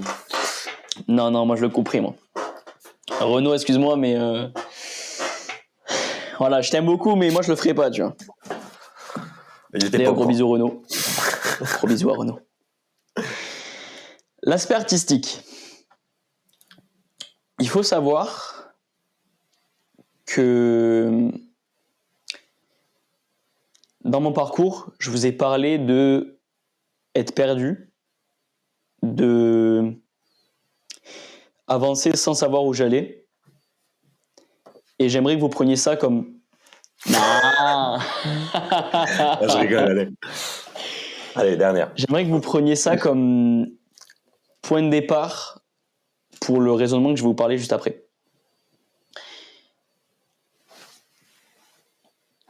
Je trouve que le street workout et notre pratique, c'est un moyen fabuleux de propager des émotions, de partager en fait ce qu'on a depuis le profond au fond de nous. T'en as, toi, par exemple, Mathéo, c'est aller ouvrir des portes, vouloir performer en push, vouloir maîtriser l'art de la maltaise et montrer qui tu es dans ta scène. Tu vois, à l'époque, moi, je t'avais découvert à Barbenders, si tu te souviens. Et mec, tu m'avais fait vibrer, gros. C'était toi, tu vois. C'était Mathéo à travers sa maltaise et tu voulais exprimer qui t'étais et montrer à tout le monde ce que tu valais, tu vois. Et pour moi, le street, c'est c'est le plus beau des sports pour faire ressentir ça. Et de manière globale, en fait, la performance, c'est pas une fin. Donc souvent, moi, depuis que je pratique, depuis que j'ai commencé le street, j'entends mes mecs, moi, mon but, c'est d'être top monde, moi, mon but, c'est de faire 3-3-3, mon but, c'est de faire 10-10-10. Mais en fait, ça n'a ni queue ni tête parce que dès que tu atteins cet objectif-là, tu veux toujours plus, tu veux toujours aller plus loin, plus fort. Et ça en devient limite nocif, tu vois. Genre, tous les plus grands athlètes de notre sport, ben, c'est ce qui fait peut-être qu'ils sont aussi forts, c'est qu'ils se limitent jamais, ils cassent des briques et des portes à chaque étape de leur parcours. Mais ce que je trouve dommage, c'est que ils s'expriment pas eux-mêmes, tu vois. C'est plus l'appétence vers la performance, la vision et le goût de la victoire qui les anime plus que quelque chose au fond d'eux, tu vois. Et ça m'a toujours saoulé de me dire, ben mec, moi je veux juste faire ça. Ou pour te dire, tu vois, aujourd'hui, je pense que j'ai des assez bonnes perfs. Là, les dernières perfs que je travaille aux anneaux, par exemple, c'est full pressed ou inverted. C'est des 3-3-3 en planche. C'est correct, tu vois. Je pense avoir un niveau correct, mais pour autant, c'est vraiment pas ça qui m'anime. Dès que je vois mes perfs, c'est vraiment pas ça qui me gratouille, genre qui me dit putain, mais en fait, c'est ça que je recherche. Pour moi, c'est la façon dont j'ai réussi à montrer qui j'étais à travers ma performance. Et je prends souvent allusion à un artiste, ça peut être un peintre. Là, pour tous ceux qui nous écoutent, si vous avez fait de la musique ou peu importe ce que vous avez fait dans votre vie, le moment pour passer à l'acte, tu vois ce petit moment de suspense avant que la cloche elle sonne dans un ring de boxe, tu vois le moment où le joueur de tennis il lance la balle en l'air et qu'il n'a pas encore frappé et que tout le monde est en mode putain qu'est-ce qui va se passer, tu vois. Ce moment de suspense avant de passer à l'acte, essayez de vous imaginer toute l'énergie qui se dégage dans ce moment-là et limite, genre c'est dans Hunter x Hunter, c'est Gon qui se charge avant d'aller voir Kiryu, tu vois. C'est toute cette énergie qui se charge. Et pour moi, c'est ça le plus beau dans notre discipline. C'est quand il y a ce moment de suspense où tu sais pas ce qui va se passer, où la personne elle est en train de réunir toute sa vie, tout son vécu, toutes ses émotions, toute son énergie, tout ce qui fait qu'elle est elle-même au service de la performance. Tu vois, pourquoi moi je parle pour moi, mais peut-être que ça vous arrive à vous aussi. Mais pourquoi quand on voit un mec juste en train de tenir des barres, la tête baissée, qui écoute sa musique avant le drop, pourquoi quand on voit ça, on est intrigué, tu vois, on s'arrête de faire ce qu'on est en train de faire, on regarde le mec et on sait pas s'il est top monde ou s'il a genre une tuck, tu vois. On sait pas et c'est ça qui est beau. C'est ce côté putain le mec est en train de montrer qui il est, de montrer ce qu'il vaut, tu vois, et pendant ce moment de latence, on l'admire pour qui il est en train de devenir. Et quand je parlais de l'artiste tout à l'heure, c'est pareil. Avant qu'il touche la toile, avant que le peintre commence à peindre, de Vinci, c'était la Joconde, mais tu vois, avant de commencer à poser le premier coup de pinceau, le peintre, il a réuni toute sa connaissance, tout son vécu, ses émotions, son moment actuel, peut-être que sa femme elle a quitté, peut-être qu'il est à son prime de sa vie, et tout ça, ça va se transparaître dans son coup de pinceau, ça va se transparaître dans son œuvre, et tout ce qu'il a vécu dans le passé et qui il est à l'instant T, c'est ce qui va déterminer toute son œuvre. Et pour moi, le street workout, c'est la même chose. Quand je vous ai dit que j'étais à mon plus bas niveau, il y a quelques années, où j'étais perdu dans ma vie, Ben, honnêtement, je pense que c'est ça qui m'anime le plus avant d'aller à mes entraînements. Tu vois, tout le monde fonctionne un peu à la haine et en se disant putain, je suis de merde et vas-y, je vais être le meilleur de ma lignée, je vais vouloir être le meilleur. Toujours, on fonctionne à la haine et je fonctionne beaucoup comme ça, mais relativement à qui j'étais dans le passé. Et c'est ça qui m'anime à vouloir transparaître le beau, tu vois, à travers mes performances. Et c'est que les gens, à travers ce que je montre, ils ressentent cette douleur que j'avais à l'époque, la douleur d'être perdu, la douleur de sentir trahi, parce que j'ai vécu des choses qui m'ont beaucoup détruit honnêtement, qui m'ont fait perdre foi envers beaucoup de choses. Le sentiment d'être seul à l'abandon, de devoir gérer un côté paternel, de toutes ces choses-là, tu vois, qui sont dures dans une vie. Ben, des fois, j'y pense avant l'entraînement. Et mec, je me dis, mais t'as pas le droit de te chier. Tu vas tout faire pour que ta performance soit la plus belle possible, puisque dans le passé, t'avais pas cette capacité-là de rendre les choses belles, tu vois. Ouais, de fou. Je vois trop. Je vois beaucoup trop. C'est une dinguerie ce que tu nous dis là, frérot. J'aime trop. C'est... Bah, s'il y a des pratiquants, là, je pense que dans tous les cas, tout le monde va réussir à se projeter. Mais j'étais réellement transporté dans ce que tu disais. Et c'est clairement ça. C'est clairement ça, ce moment de latence, ce moment de... où tu... Et je fonctionne pareil que toi, en plus. C'est ce moment... et je me demande même, tu vois, tu me fais même réfléchir de savoir est-ce que j'aime la performance dans la pratique ou est-ce que j'aime cet aspect de la performance où je me recharge. Tu vois ce que je veux dire? Tu me fais me poser des questions et c'est hyper intéressant. C'est hyper intéressant. Je trouve ça juste en plus, tu vois, très pertinent. Très Mais il n'y a pas pertinent. l'un sans l'autre. Hein. Si on Oui. aimait juste ce côté suspense, ben genre on aurait juste jeté des balles en l'air, on aurait fait tennisman, tu vois.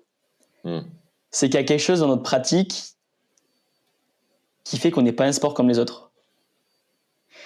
Ouais, je suis Et d'accord. ISN, c'est le résultat de toute cette réflexion-là. Notre sport, je pense honnêtement que ce qu'il transporte, c'est l'âme des gens. C'est la force au service de la beauté. Calisthenics, kalosténos, peut-être que je vais me tromper, mais c'est l'art de la force. C'est ça? J'ai un petit doute, honnêtement. C'est ton interprétation. Après, en soi, calisthénie, ça vient du grec ancien, kalosténos, force, beauté. Donc, ouais, pourquoi pas. Donc c'était ça que je cherchais. Étymologiquement, on doit retransmettre les deux. Et tout l'héritage qu'on a eu des derniers sports, tu vois, de la gymnastique, du cirque, des arts urbains, ça peut être le freerun, ça peut être le parcours, la musculation. Dans toutes ces disciplines, on a un point culminant qui est la beauté. Dans la musculation, c'est le bodybuilding, c'est être le plus beau possible, le plus esthétique, le plus proportionné possible. Dans le cirque, c'est plutôt la performance au service du spectacle. Tu vois, c'est faire un show, faire une prestation. Et dans tous ces sports, on a recueilli, je trouve, le plus beau de des aspects de ces sports-là pour tout réunir. Et moi, je trouve ça bête de se limiter à simplement aux moyens, c'est-à-dire la performance, et pas aller voir ailleurs et pas retranscrire ce point culminant qui existe dans tous les sports, c'est-à-dire le beau, c'est-à-dire l'émotion, c'est-à-dire tout ce qu'on a parlé tout à l'heure en fait. C'est clair. Et pour vous parler d'ISN, On va moins parler philosophie. Je sais pas trop si vous êtes dans ce délire-là, les gars, mais moi, ça me touche vraiment d'abord parler de ce qui m'anime avant de dire tout ce qu'on fait. Mais du coup, pour parler d'ISN, ça a été un projet commun avec les gars de Toolbars. Donc, précisément, c'était Rodrigo, Agustin, Mayel, Bao et Valentin. Ça a été de se dire, en fait, dans notre sport, on aimerait trop partager cet aspect artistique, ce qui fait que les foules se soulèvent, tu vois, où tout le monde se lève pour applaudir le Matt qui est sur scène à la Barbenders et qui a tout défoncé, comme le petit athlète qui a tout donné pour se battre, tu vois, et aller jusqu'au bout de sa perf avec les mains en sang, qui lance des gangers 3-6 soleil et qui finit sa perf avec les mains en sang, tu vois. Genre, c'est ce côté un peu gladiateur, mais tu l'as parlé tout à l'heure justement, ce côté où vas-y, on retourne aux sources et on va vivre la perf avec le mec. Genre, nous, on voulait faire un événement comme ça, un événement qui, le public, il est impliqué autant que l'athlète dans la performance. Et on voulait à la fois faire un truc qui soit qui sort du lot, parce que des compètes, il y en a partout. Mais une compète qui se démarque, il y en a très peu. Et on s'est dit, mais comment on va faire, mec, c'est la galère, tu vois. Enfin, si tu fais une compète classique, tu vas accueillir les mecs autour de chez toi, ou au pire, nous, on a des connaissances chez Toolbars, donc on aurait pu les ramener. Mais c'est limitant, tu vois. Quand on est dans une compète, ça nous fait chier parce que ça dure des heures. T'es là, t'as différentes catégories, t'as envie de voir une battle en particulier, ça te fait chier d'attendre toute la compète. Bon, en vrai, c'est pas le format le plus adapté quand tu veux passer un bon moment, la compétition. Et on s'est dit, en vrai, c'est pas ce qu'on veut faire. Nous, on veut faire un événement qui va être plaisant du début jusqu'à la fin. On va retransmettre, du coup, cet aspect, comme je t'ai dit, l'aspect implication du public. Et on veut faire l'événement le plus quali possible, où, en fait, tu viens à Toulouse, parce qu'on veut toujours que ça se passe à Toulouse, on veut que Toulouse... on veut régaler les gars ici, en fait. C'est un peu égoïste, mais c'est la réalité de la chose. Clair, c'est normal. Ouais. Et on veut faire les meilleures choses possibles, avec les plus grands moyens qu'on peut. On avait ramené des food trucks pour ceux qui étaient là, pour ceux qui veulent voir des clips. Je vous invite à aller voir les vidéos de Nikki, qui sont incroyables sur l'événement. Nicky Lyon, l'américain, là ? Exact. J'essaierai de mettre le lien. Ouais. Vous verrez un peu ce qu'on avait organisé ce jour-là. On avait fait une belle scène, on avait réfléchi vraiment tout l'événement autour de cette volonté de rendre les choses les plus belles et les plus carrées possibles. Donc ça, c'est nos objectifs.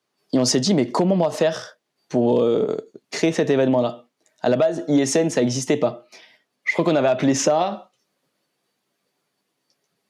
compétition internationale Toulouse, un truc vraiment à la con, genre c'était n'importe quoi, enfin c'était horrible le nom. On savait pas trop comment se positionner. Et on avait un atout. On s'est dit, mais en fait, on est vraiment copain avec les NS, Neo Strength. Donc, je pense que vous connaissez tous les NS, j'ai pas besoin de les présenter. Et on s'est dit, putain, mais à l'époque, on se souvient qu'ils voulaient faire une compétition en leur nom et qu'ils voulaient faire le RASO. Tu sais, tous les RASO d'Annecy. À l'époque, c'était RASO OTZ. Après, c'est devenu RASO NS. Mais c'est toujours schlag, tu vois. Genre, l'an dernier, en 2023, pour ceux qui étaient là, souvenez-vous, on était sur une grande plateforme où il y avait de la salsa et tout.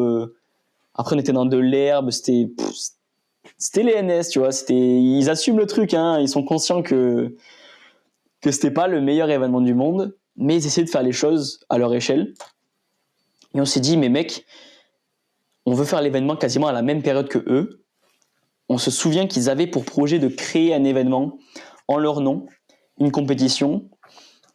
Et nous, on a l'expertise à Toolbars parce que ça fait déjà 1 an et demi qu'on fait des événements qui tuent sa mère. On s'améliore de plus en plus, on est en relation avec les mairies, on a le budget, on a tout ce qu'il faut pour faire un bel événement. Venez les gars, on s'appelle. et on voit ce qu'on peut faire. Donc les premières fois, elles ont été un peu stressantes. On s'est dit, mais mec, genre là, s'il faut, on propose un événement de fou. Ça va pas du tout marcher. On va se prendre genre la réquisition de notre vie genre on leur propose tout le truc, ils font mais les gars c'est de la merde et tout, genre on n'est pas chaud, on veut faire notre truc pour nous. Donc on avait trop le track avant de faire le premier call avec toute l'équipe. Parce que je sais pas si vous avez eu aussi ça dans tous vos projets, ça peut être dans un oral d'école, ça peut être avant même une perf ou une compète, mais t'as le track de savoir si tu vas bien faire les choses. Et on voulait avoir nos mots justes, nos mots les plus forts possibles parce qu'on savait que ça allait avoir de l'impact et qu'on savait que l'avenir il s'écrivait aussi dans ce genre de discussion-là. Donc on avait un peu le stress, un peu le trac, mais ça s'est très bien passé, franchement. Tout le monde a trouvé le projet incroyable. Donc tous les gars de Toolbars et les NS. Et rapidement, on s'est dit, venez les gars, genre on fait un événement où les NS construisent le barème et tout le format compétitif pour faire quelque chose d'unique à leur image qui correspondent à leurs critères d'excellence, genre un truc qui les ressemble.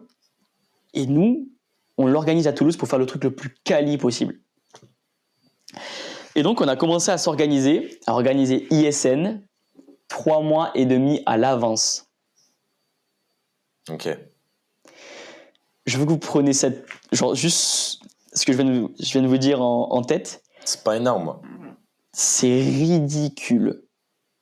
3 mois, mec, c'est dans une vie, surtout dans l'événementiel, c'est le temps qu'il faut pour faire une demande de lieu à la mairie. Et tous ceux qui écoutent le podcast, qui ont déjà organisé des choses avec les mairies et juste dans leur vie, vous savez à quel point, genre, c'est rien autrement. Donc on n'avait pas du tout l'avantage stratégique de notre côté. On s'est dit, les gars, on s'en bat les couilles avec un petit peu d'envie, un petit peu de niaque. Ben, c'est sûr que tu peux faire des belles choses dans ta vie, tu vois. Genre, on était persuadés de ça. Donc toutes les semaines, on s'appelait, on bossait comme des fous furieux. On avait tous nos boulots, nos études, ci, ça. On s'est dit, les gars, on va tout défoncer, on va faire un event magistral. Et donc, on a bossé avec acharnement pour faire le plus bel événement possible. Et ce qui s'est passé, les vidéos en parlent d'elles-mêmes. Je pense qu'on a fait l'un des événements les plus prometteurs qui existent jusqu'à présent dans l'histoire de notre sport, où on a mis sur scène des personnes, les 16 meilleurs athlètes au monde, où on a partagé des émotions comme personne l'a ressenti jusqu'à présent dans un événement. Et je parle en connaissance de cause. J'ai passé des années à voyager, à partir à la Swap 4, la Swap 5, à la Barmenders, la Cali Athletics Battles, au Swift Contest, à des compétitions des championnats régionaux, aux événements en Bretagne, enfin bref. Le maximum d'événements que j'ai pu faire. Et peut-être parce que j'étais organisateur que je l'ai ressenti comme ça. Mais j'ai senti que tout ce que je t'ai partagé jusqu'à maintenant, la vision artistique de ce sport, elle avait existé dans les 3 et 4 août.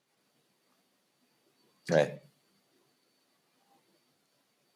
Donc beaucoup d'espoir envers l'avenir. Cet événement, il porte en lui des valeurs de fou. Donc je l'annonce. T'es la première personne à le savoir. Vous êtes les premières personnes à le savoir. Il y aura une édition numéro 2 cette année à Toulouse, encore une fois. Le mois n'est pas encore décidé. Vous le saurez très prochainement. Ne loupez pas cet événement. Voilà. Excellent. Ah, c'est incroyable. C'est incroyable. Je savais pas que je savais que les NS avaient quelque chose à voir là-dedans, mais je savais pas qu'ils avaient établi tout le barème et tout. C'est top, ça. C'est sympa. Franchement, c'est cool. Il n'y a pas de barème. Et le truc, moi, que j'ai trouvé incroyable à la ISN, et c'est un truc dont on avait beaucoup parlé aussi avec mon équipe à l'époque, c'est les battles par équipe. Ah, ça, gros. Mec, c'était Ça, incroyable. ça, pour moi, ça, c'est une dinguerie. Ça, c'est le Mec, truc qui m'a fait me dire, ouais, ils ont tapé fort. Ils ont tapé. Surtout, mec, pas c'était... n'importe quelle équipe en plus, tu vois. C'est quand même toute l'équipe NS. Donc, l'équipe que tout le Cali Game français, voire mondial, tu vois, s'identifie. Mec. Contre des mecs un peu moins connus. Enfin, tu vois ce que je veux dire? J'ai trouvé qu'il y avait trop de sens là-dedans. Ça a fait waouh, Mec, waouh, waouh, waouh, waouh, waouh. C'était insane. c'est... Insane. Mais mec, mais vraiment, hein. Tous ceux qui étaient là, ils en parleront mieux que moi. Et moi, j'ai ma version des choses, mais tout le monde a vécu la battle différemment. Mais mec, à la fin, t'avais 300 personnes autour des barrières, en train de gueuler sur... T'avais genre Daylong, il était en dragon, sur les 2 paras qu'on avait fait spécialement pour l'événement. T'avais Onizuka qui, pour la première fois de sa vie, participait à une compétition. Genre, c'était épique la première fois que tu voyais ça. T'avais Ilyes et Livan qui étaient tous les trois en train de perf au même moment. Oh, chose incroyable. Les gars, je vais vous montrer un truc que personne n'a vu jusqu'à maintenant. Mais toute l'équipe, du coup, qui était contre les NS, je vais vous montrer un petit schéma. Ils avaient préparé leur battle à l'avance et j'ai le carnet là. Ah, c'était ok. Et en fait, ils voulaient préparer un petit peu leur show sur scène. Voilà, j'ai tout. Regardez ça, je vous montre. Donc ça, c'était mon carnet à l'époque. Et je leur avais ramené. Et ils s'étaient mis... il y avait Mani à l'époque, Nathan, Bossèche, God of Static et Melvin. Et ils se sont posés, ils se sont dit, OK, sous quel angle on va les attaquer et tout. Genre, comment on va faire notre battle. Et du coup... Pour ceux qui sont sur Spotify, vous verrez pas les photos. Mais ils étaient en train de préparer leur battle. Et ils ont gagné. C'était historique, ben oui. Ils ont Merci gagné. le public. Merci le public. Ouais, parce que ça aussi, c'était trop bien, mec. C'est la première fois qu'on voit un système de vote par le public. C'était trop lourd. C'était le public via une application, via un site, je sais plus trop, qui votait. Et même moi qui étais en Italie, via le live, je pouvais voter. C'est juste. Ouais. Ça, c'était une connerie, mais... Ah ouais, mais c'est Ouais, trop stylé quand même. Après, le ça permet fou. quand même pas mal de, tu vois, de favoritisme, mais... Ouais. Parce que pourquoi tu dis que c'était une connerie? Qu'est-ce que vous avez remarqué? Enfin, de pouvoir voter à distance. Ouais, ok. Mais le format en tant que tel, tu te souviens quand je te disais vouloir impliquer le public dans la performance, ben c'était juste retranscrire notre idée dans quelque chose de matériel, tu vois, où tout le monde peut participer et tout le monde peut faire gagner qui il veut. Ça, l'idée, elle est genre incroyable. On a eu des retours de fous furieux.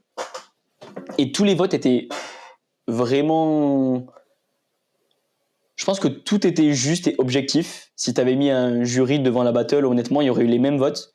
Genre, on s'est recalé avec les gars, on s'est dit, on va réanalyser chaque battle et essayer de genre d'élire l'athlète le plus performant. Et il y avait pas vraiment de favoritisme. Ouais. Il y avait surtout des gars qui avaient préféré tel athlète par sa prestance, par sa perf, et qui votaient pour lui, et ça se retransmettait dans les votes, tu vois. Donc je pense que côté favoritisme, ça allait, mais il manquait, tu vois, cet aspect objectif qui aurait pu faire la différence entre le public qui vote et des juges qui peuvent participer aussi à établir quelque chose de beaucoup plus objectif et de combiner un peu les deux, tu vois. Ouais, après en soi, moi, ça revient un peu à ce que je disais dans ma vidéo. Pour moi, la ISN, je la visualise plus, en tout cas son plus haut potentiel, je le visualise plus en tant que show, tu vois ce que je veux dire, plutôt que réellement... Ouais. C'est pour ça que d'un côté, quand tu me disais que NS avait fait le barème, je me disais, ouais, mais est-ce qu'il y a vraiment besoin d'un barème sur ce genre d'event, tu vois? Je suis persuadé que non, mec. Ouais, je pense pas, tu vois, parce que si... En fait, je trouve ça génial de... Et ça, en fait, tu vois, cet événement, il va répondre à pas mal de problématiques. Tout ce que les gens disent, là, la créativité, les trucs, les machins. Bah, mec, une ISN, c'est une pure dinguerie. Et en plus, enfin, excuse-moi, mais économiquement parlant, je trouve que ça a de la gueule. Tu vois? Là, je pense que réellement, c'est un projet qui peut générer de l'argent, qui peut générer des entrées, des sorties, ça peut être une dinguerie. Ça peut être vraiment une dinguerie. Mais je pense pas vraiment qu'il y ait besoin de barème. Je sais pas ce que vous pensez pour 2025, mais Je pense qu'il n'y aura jamais de barème parce qu'on n'a pas envie de ressembler à la gymnastique. À la gym, on lui a pris les anneaux, on a pris les barres para, on a pris le sol. Très bien. Et ça, c'est un débat infini où tout le monde a son avis. Mais pour ISN, il n'y aura pas de barème. Comment tu veux faire retranscrire une émotion mais ouais. si tu passes par OK, il a coché telle case ou OK, il a eu tel nombre de points? Ah, c'est clair. Et puis c'est mieux, il n'y a pas de, y a pas de confusion. Pour moi, c'est soit tu mets un barème et tu fais un putain de barème, ok, certes, un peu gnangnan, ou sinon t'en mets pas, puis c'est tout. C'est en mode freestyle, voilà. Mais c'est toi qui disais qu'il fallait que la pratique se sépare en deux, oui. deux façons de s'exprimer. C'est pour ça que je t'ai dit, l'event ISN, pour moi, il prend une branche bien spécifique. Et je pense, c'est peut-être moi ma vision qui est erronée, mais je pense que la ISN va de plus en plus se tourner vers cette branche, et tu verras que petit à petit, la performance à la ISN, bah, je pense que ta vision sera beaucoup plus représentative de l'événement que le reste, tu vois. Ouais. Et t'auras des trucs insane, exclusifs. Ouais. C'est ce qu'on veut faire retransmettre, hein, honnêtement. Moi, je te l'avais envoyé par vocaux. Pour donner un peu de contexte aux gens, souviens-toi le vocal que je t'avais envoyé il y a quelques semaines. Mathéo, du coup, a sorti une vidéo il n'y a pas longtemps où il parlait de son avis sur le street workout, est-ce qu'il était mort, tout ça. Bon, déjà, tous ceux qui disent ça, venez faire un tour à Toulouse et bon, reparler après si vous voulez, s'il vous plaît. Mais c'est clair. Si vous êtes seul à pratiquer, les gars, genre ouvrez-vous au monde et vous verrez que le street est en pleine croissance et il n'a jamais été si beau qu'aujourd'hui, honnêtement. Mais du coup, dans ta vidéo, tu disais très bien que pour toi, il y avait deux façons de faire du street. La première qui est très nichée performance, où pour moi, ISO, je suis même avec toi, était fabuleux. Petit comité, établissement d'un barème extrêmement clair, selon des étapes, selon différents formats compétitifs pour un même mouvement. Travailler la presse, travailler la full, travailler les push-ups, travailler peut-être le SAT, le suppi-SAT, faire des épreuves pour chacune des spécificités de notre pratique. Je trouve que c'est incroyable et on a besoin de ça pour officialiser notre sport en tant que sport. Mais ça ne doit pas être une fin. Et c'est ça que je veux faire retransmettre à travers ISN. Et toi, tu as eu tout juste. C'est que la perf, elle aide à quelque chose de plus grand que moi j'appelle l'art, mais que vous pouvez appeler par des noms, vous pouvez appeler Pierre-Paul Jacques. On s'en fout. Mais la perf doit être au service de quelque chose. Et toi, tu le dis très bien. Pour économiquement pouvoir grandir, pourquoi l'UFC ça marche? Pourquoi le MMA ça marche? Parce que les gens, ils vont sur scène et ils se retrouvent au 3e siècle avant Jésus-Christ où tu avais des gladiateurs, en fait. Ouais, et puis surtout aussi, il y a tout cet aspect marketing de l'athlète, tu vois, avec les conférences après un truc machin. Mais oui, mec. Tu vois, c'est. Mais oui. Vous avez essayé de le faire un peu avec ISN en plus, j'ai kiffé, tu vois. Faire un peu cette confrontation en mode machin vs machin, ouais. tu vois, et étape par étape. Encore, avec plus de budget, vous allez pouvoir. Enfin, je vois le truc, je le vois, tu vois, et je pense que ça va le faire. Mais ouais, je pense qu'on est clairement d'accord là-dessus, ouais, sur les deux branches bien distinctes. Si vous avez du mal à comprendre ce que je veux dire, allez voir la vidéo de Matt. Il explique les choses parfaitement sur ce que j'ai en tête et ce qu'on aimerait faire avec la pratique du street, à Toulouse en tout cas. Mais voilà, il faut se dire que les gars, si on veut grandir en tant que sport, si on veut officialiser notre discipline, il y en a qui veulent la mettre au JO, il y en a d'autres qui veulent faire les plus grandes compétitions. Wow. Moi, je me prononce pas dessus, je veux juste faire grandir la discipline et on verra comment on va, dans quelle direction on va. Mais ce qu'il est sûr, c'est qu'il faut toucher le grand public pour grandir dans notre sport. Et si on veut faire ça, il faut répondre à ce que le public aime le plus, c'est-à-dire se divertir et se projeter à travers ce qu'il voit. Et ça, dans le MMA, on le comprend tous. Dans le foot, pourquoi on dit tous « Ah, on a gagné » alors que t'as pas mis ton pied sur le terrain, mon gros. T'as rien branlé dans le match, t'as juste regardé, mais tu dis « On a gagné ». Pourquoi ? Parce que c'est ton équipe. Tu te dis « c'est... Vas-y, c'est le TFC, c'est Toulouse. » Le Donc, TFC. il faut faire pareil avec le street. Ah, mec, c'est le club toulousain. Non, mais c'est ça. Mais voilà. Et quitte même à oublier le terme athlète. Tu vois ce que je veux dire ? Genre, par exemple, dans le cirque et tout, je sais pas si se considèrent comme des athlètes, plutôt comme des artistes, des hommes du spectacle, je sais pas, mais tu vois, genre, qui est vraiment ce côté athlète, genre des mecs qui vont s'entraîner pour la perf et que t'en aies d'autres qui puissent s'ouvrir à d'autres univers. Et je pense que l'ISN, c'est un bon moyen de laisser ces gens-là s'exprimer aussi.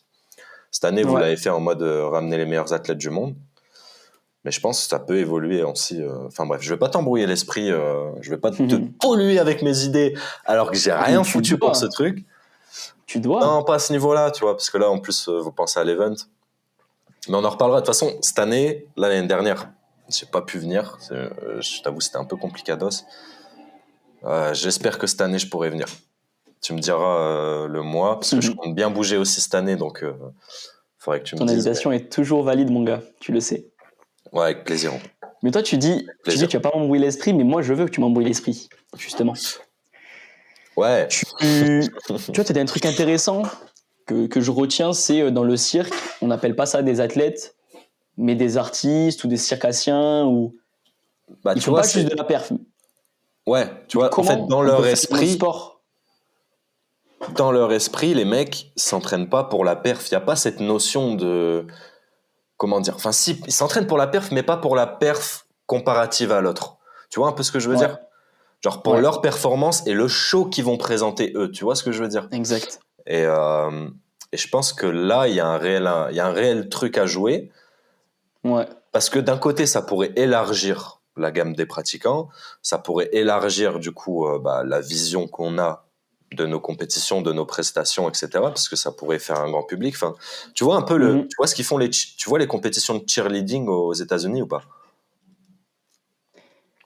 Je vois les cheerleaders genre au début des compètes ou des matchs de basket, non, mais parce que maintenant c'est ils ont une ligue aux États-Unis, ils ont une ligue de cheerleading. Donc chaque université a son équipe et ils s'entraînent toute l'année pour une compétition à la fin de l'année. Et ça, mec, maintenant aux States, c'est là. Genre les cheerleaders, ils sont là, tu vois. Et c'est genre ils sont 30-40 je crois par équipe et ils font une représentation collective de 10 minutes je crois à la fin de l'année.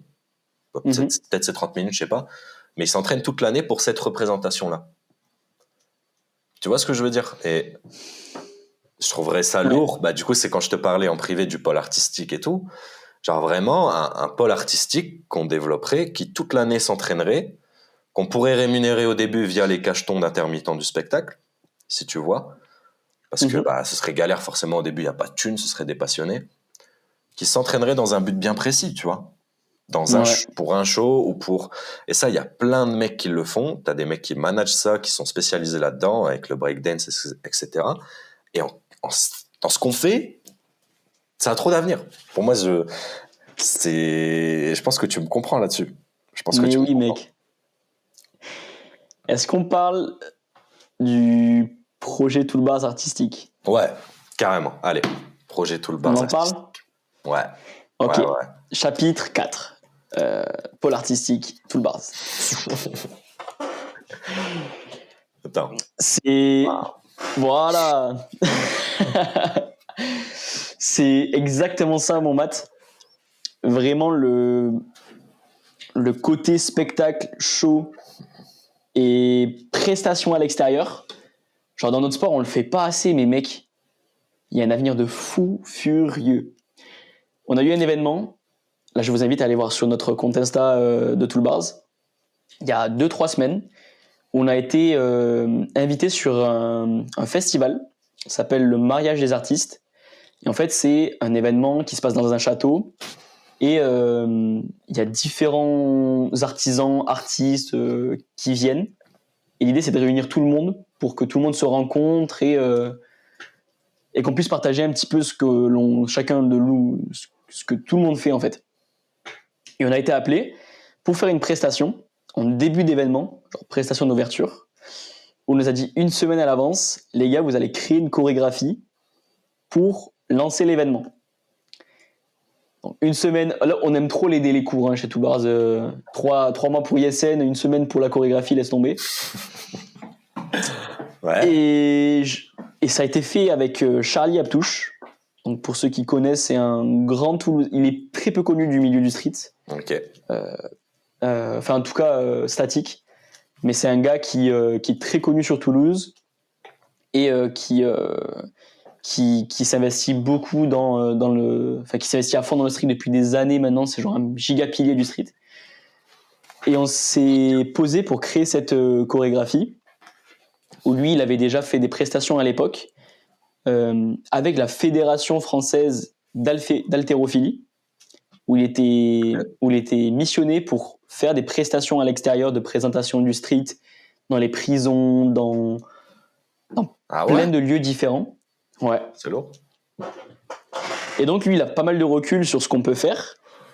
Et il m'a dit, Greg, genre, on devrait faire ça. Tu sais, des figures un peu grand public, où tu fais des handstands sur les épaules et tu fais des fronts sur l'avant-bras, ou tu fais des doubles planches, tu sais, des trucs qui pour nous paraissent, en vrai, c'est de la merde. Mais aux yeux du grand public, c'est ça qu'ils recherchent. Et donc, le défi, c'est de se dire comment on va pouvoir faire vibrer le public à travers ce qu'on sait faire le plus, c'est-à-dire la performance. Donc, on a fait notre show, on a fait des répètes avec les gars de Toolbars. On a fait appel à tous nos athlètes, nos adhérents athlètes. Il y avait une dizaine de gars et on s'est dit, OK, les gars, vous allez faire ça, ça, ça, vous positionnez. Chacun mettait son propre son pour toujours dans l'optique de se dire que c'est soi qui s'exprime grâce à la performance. Donc, toujours son son, toujours son style, mais en se dirigeant un peu plus sur l'aspect artistique et grand public. Et donc, on a fait cette chorégraphie au bout d'1 semaine. On a fait l'événement. Ça a trop bien marché. On était en équipe, tous ensemble. Un peu troupe de cheerleader, tu vois. Et on s'est dit, mais en fait, mec, il y a un avenir de fou dans cette voie-là, tu vois. Faut aller dedans. Oui.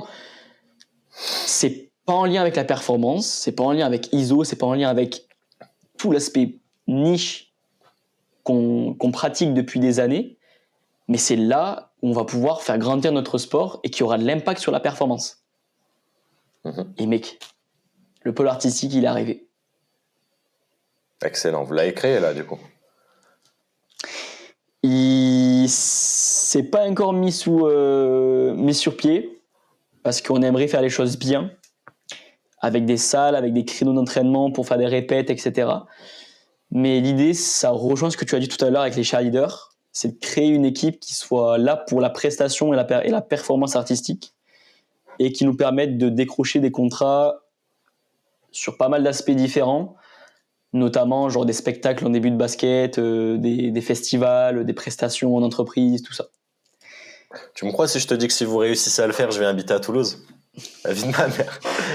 Mec, c'est trop bien dans les montagnes, mon gros. Ouais, mais bon, ce serait une dinguerie, frère. Il faudrait que je t'envoie ce qu'on avait fait, parce que nous, on l'avait fait un peu différemment. On l'avait fait plus collectif avec la même bande-son et tout. Faut que je te l'envoie. Qu'est-ce que t'avais fait? Je t'ai dit, on avait fait, à nous, au début de Street, ça faisait 2 ans avec les gars. C'est le moment où on voyageait beaucoup. Toi, t'as peut-être pas connu, mais on avait lancé Supre. C'était un début de marque, une association début de marque. On organisait des trucs. On développait des produits et tout. Et on avait chopé un contrat à Montpellier pendant un voyage avec la mutuelle des motards. En gros, ils avaient un budget pour l'été pour faire venir des artistes chez eux et on avait chopé un contrat à 4. Non, de base, on était 5, on a fini à 4. C'est pour ça que je comprenais tout à l'heure quand tu disais prenez vos potes, mais méfiez-vous. Et pour 1 heure de show par jour, plus 30 minutes d'initiation, on a pris 2500 balles, plus déplacement payé et logement payé. T'imagines? C'était propre. Et c'était notre premier truc. Tu sais, on était genoux en plus. Et on avait fait une chorégraphie à 4 de... Allez, on avait fait 10-15 minutes, je crois. On avait galéré, il y a eu plein de merde, mais on l'a fait et j'ai la vidéo et il faudrait que je t'envoie. Je t'envoie après.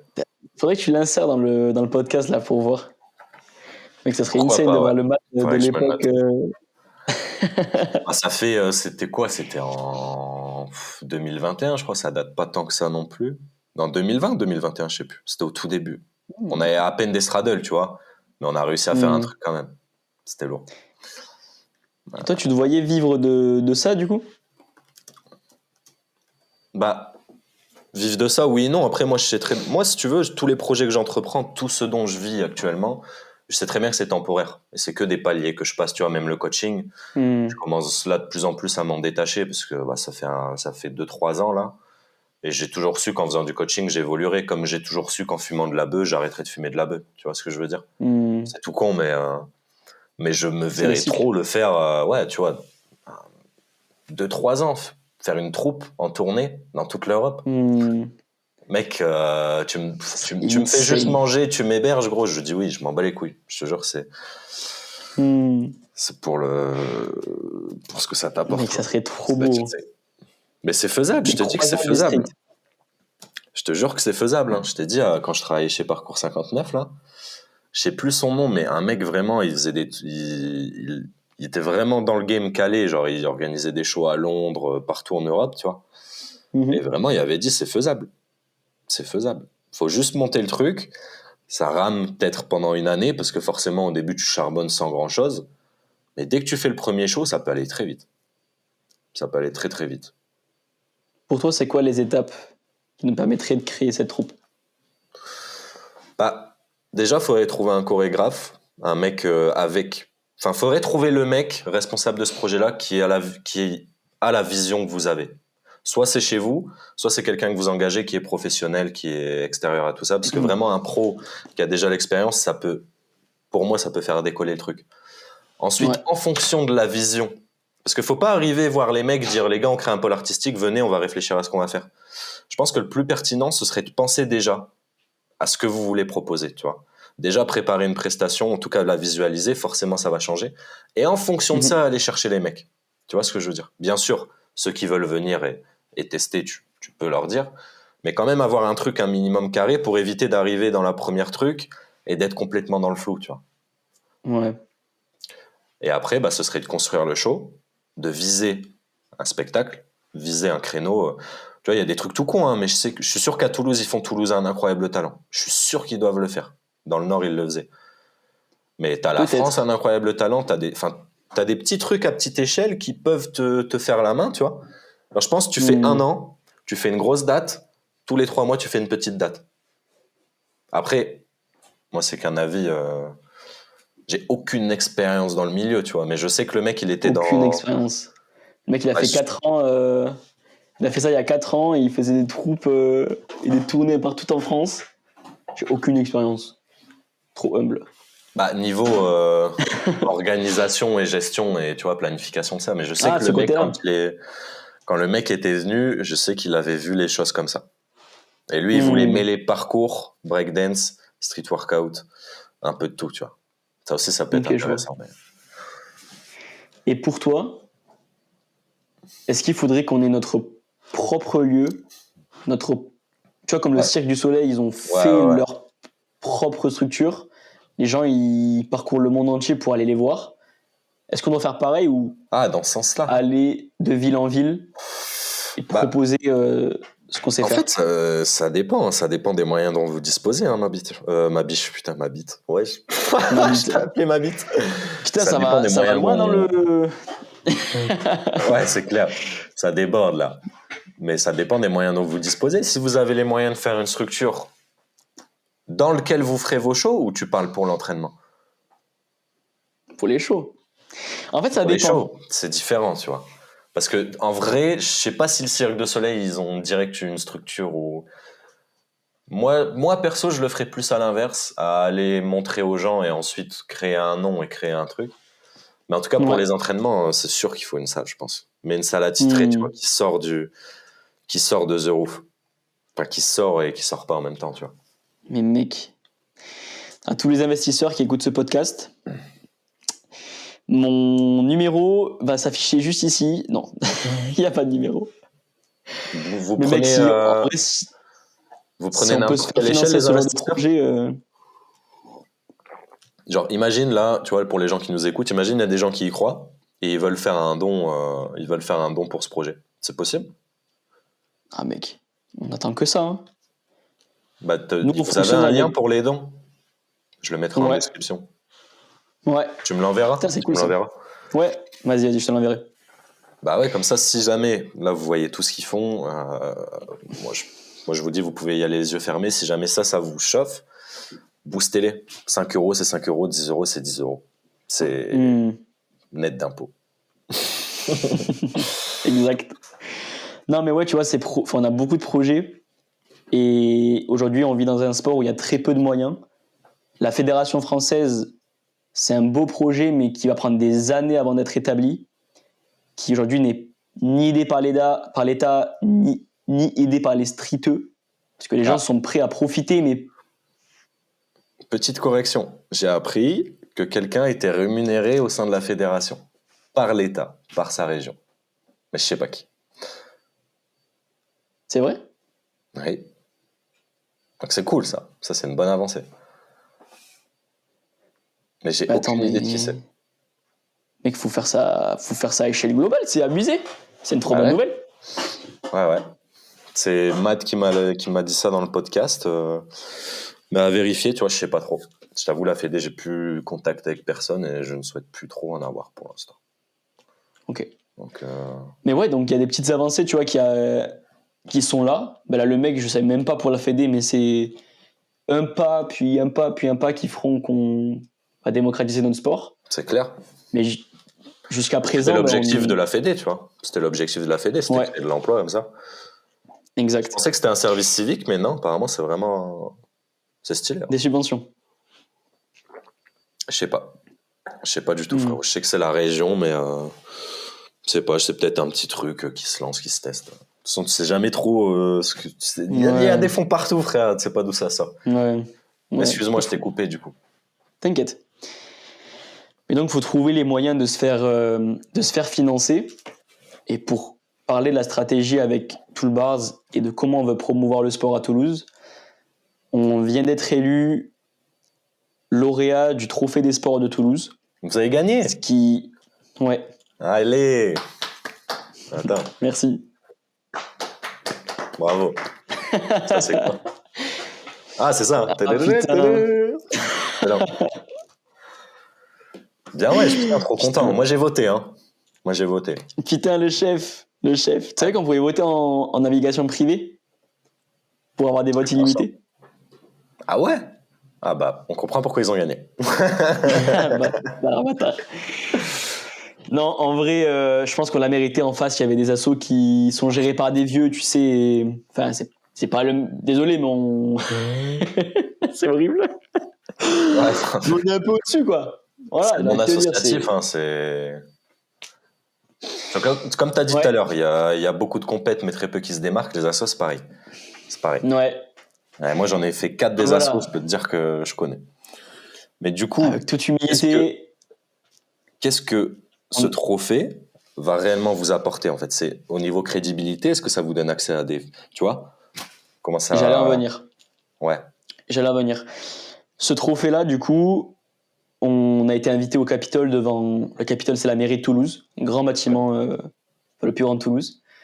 On était devant des dizaines d'élus dans la mairie, devant le directeur du Stade Toulousain, devant le directeur de la plus grande équipe de basket de Toulouse, le directeur de l'équipe de handball, toutes les plus grandes têtes des clubs à Toulouse. Et il y a 3 avantages qu'on voit concrètement. Le premier, c'est avoir un nom.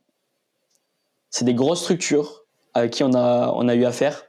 Et ils commencent à comprendre qui est Toolbars, mais avant tout ce que c'est le street workout. Parce que c'est pas juste une victoire pour notre asso, tu vois. Moi, je le vois comme une victoire pour le sport, mec. Mec, vraiment. C'est clair. La deuxième chose, c'est au niveau visibilité. On a été vu par...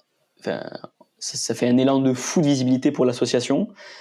On a eu des chèques de communication. On va pouvoir mettre en avant tous nos futurs événements. Donc, potentiellement, ramener des gros noms dans nos futurs événements comme ISN, qui pourrait être une vitrine pour le grand public. Et à côté de ça, c'est des opportunités en genre tangibles. On a eu beaucoup de directeurs de structures qui sont venus nous voir, parce qu'on a eu un grand buffet avec tout le monde. Ils nous ont dit, les gars, c'est quoi votre contact ? On veut faire un truc avec vous. Tu vois, tu as eu 1 personne, 2 personnes, 5 personnes.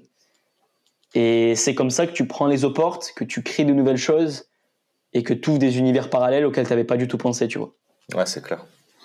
Ouais, c'est intéressant. Je te demande parce que tu sais, je sais qu'à Arras, par exemple, je sais pas si tu connais, c'est une ville de chez nous, mais t'as des gars Street Workout Arras à l'époque qui avaient gagné le concours de la ville pour faire un projet. Okay.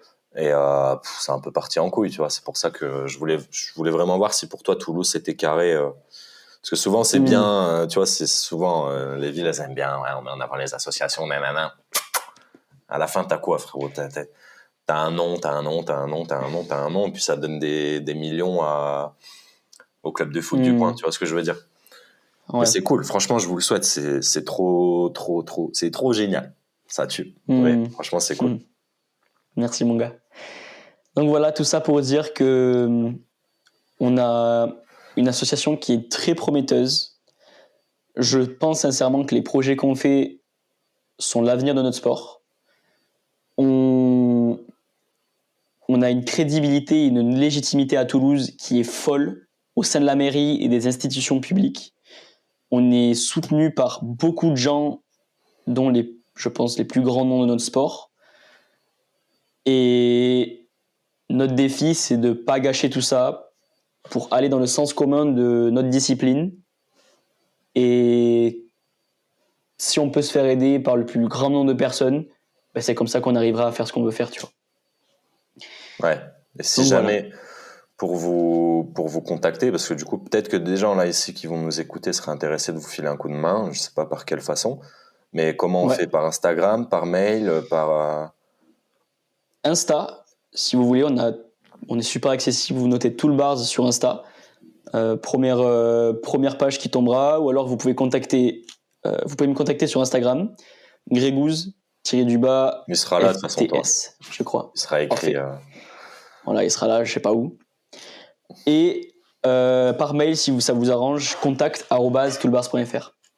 Voilà. Ok. Vous pouvez nous contacter de partout, nous on attend juste vos petits noms. Voilà. Ok, bon. J'essaie de tout vous mettre en description, y compris le mail. Je te demanderai le mail, au moins si jamais, parce que je sais qu'il y a beaucoup de gens qui préfèrent les mails, et je préfère aussi d'ailleurs.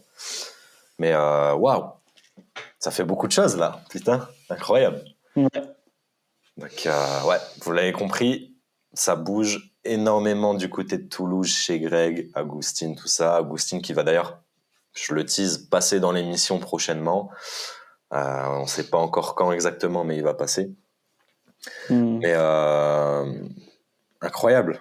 Écoute, Greg, là, on a déjà un bon petit 2 heures d'épisode.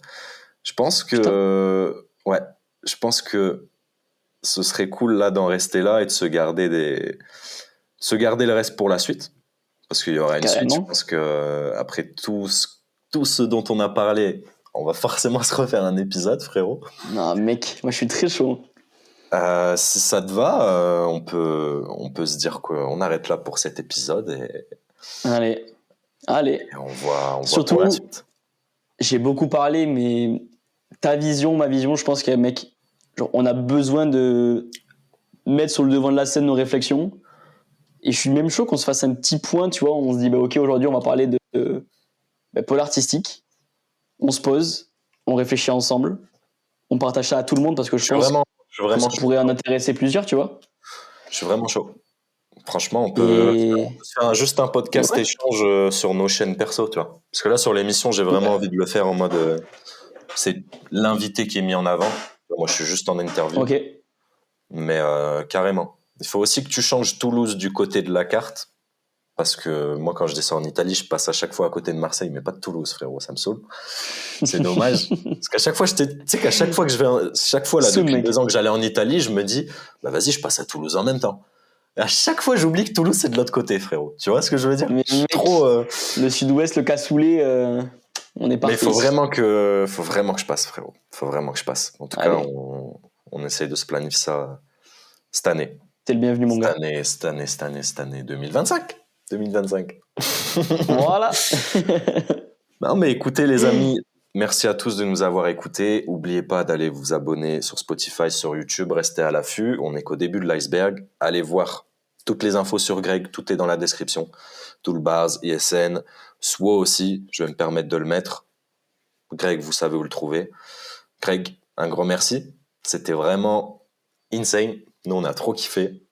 Et au plaisir vraiment de se refaire un épisode dès que ça a avancé de ton côté. Plaisir partagé. J'espère que ça vous aura inspiré. Vous aurez appris des choses, surtout. Et que vous pourrez faire autant, prendre cette énergie que je vous ai donnée et essayer de montrer au monde qui vous êtes. Merci, mon Matt. C'était vraiment un plaisir. Vraiment, j'ai trop hâte qu'on se refasse un truc. Avec plaisir, frérot. Promis. Ciao, ciao, ma poule. À bientôt. Ciao. Ciao, poulet. Bisous.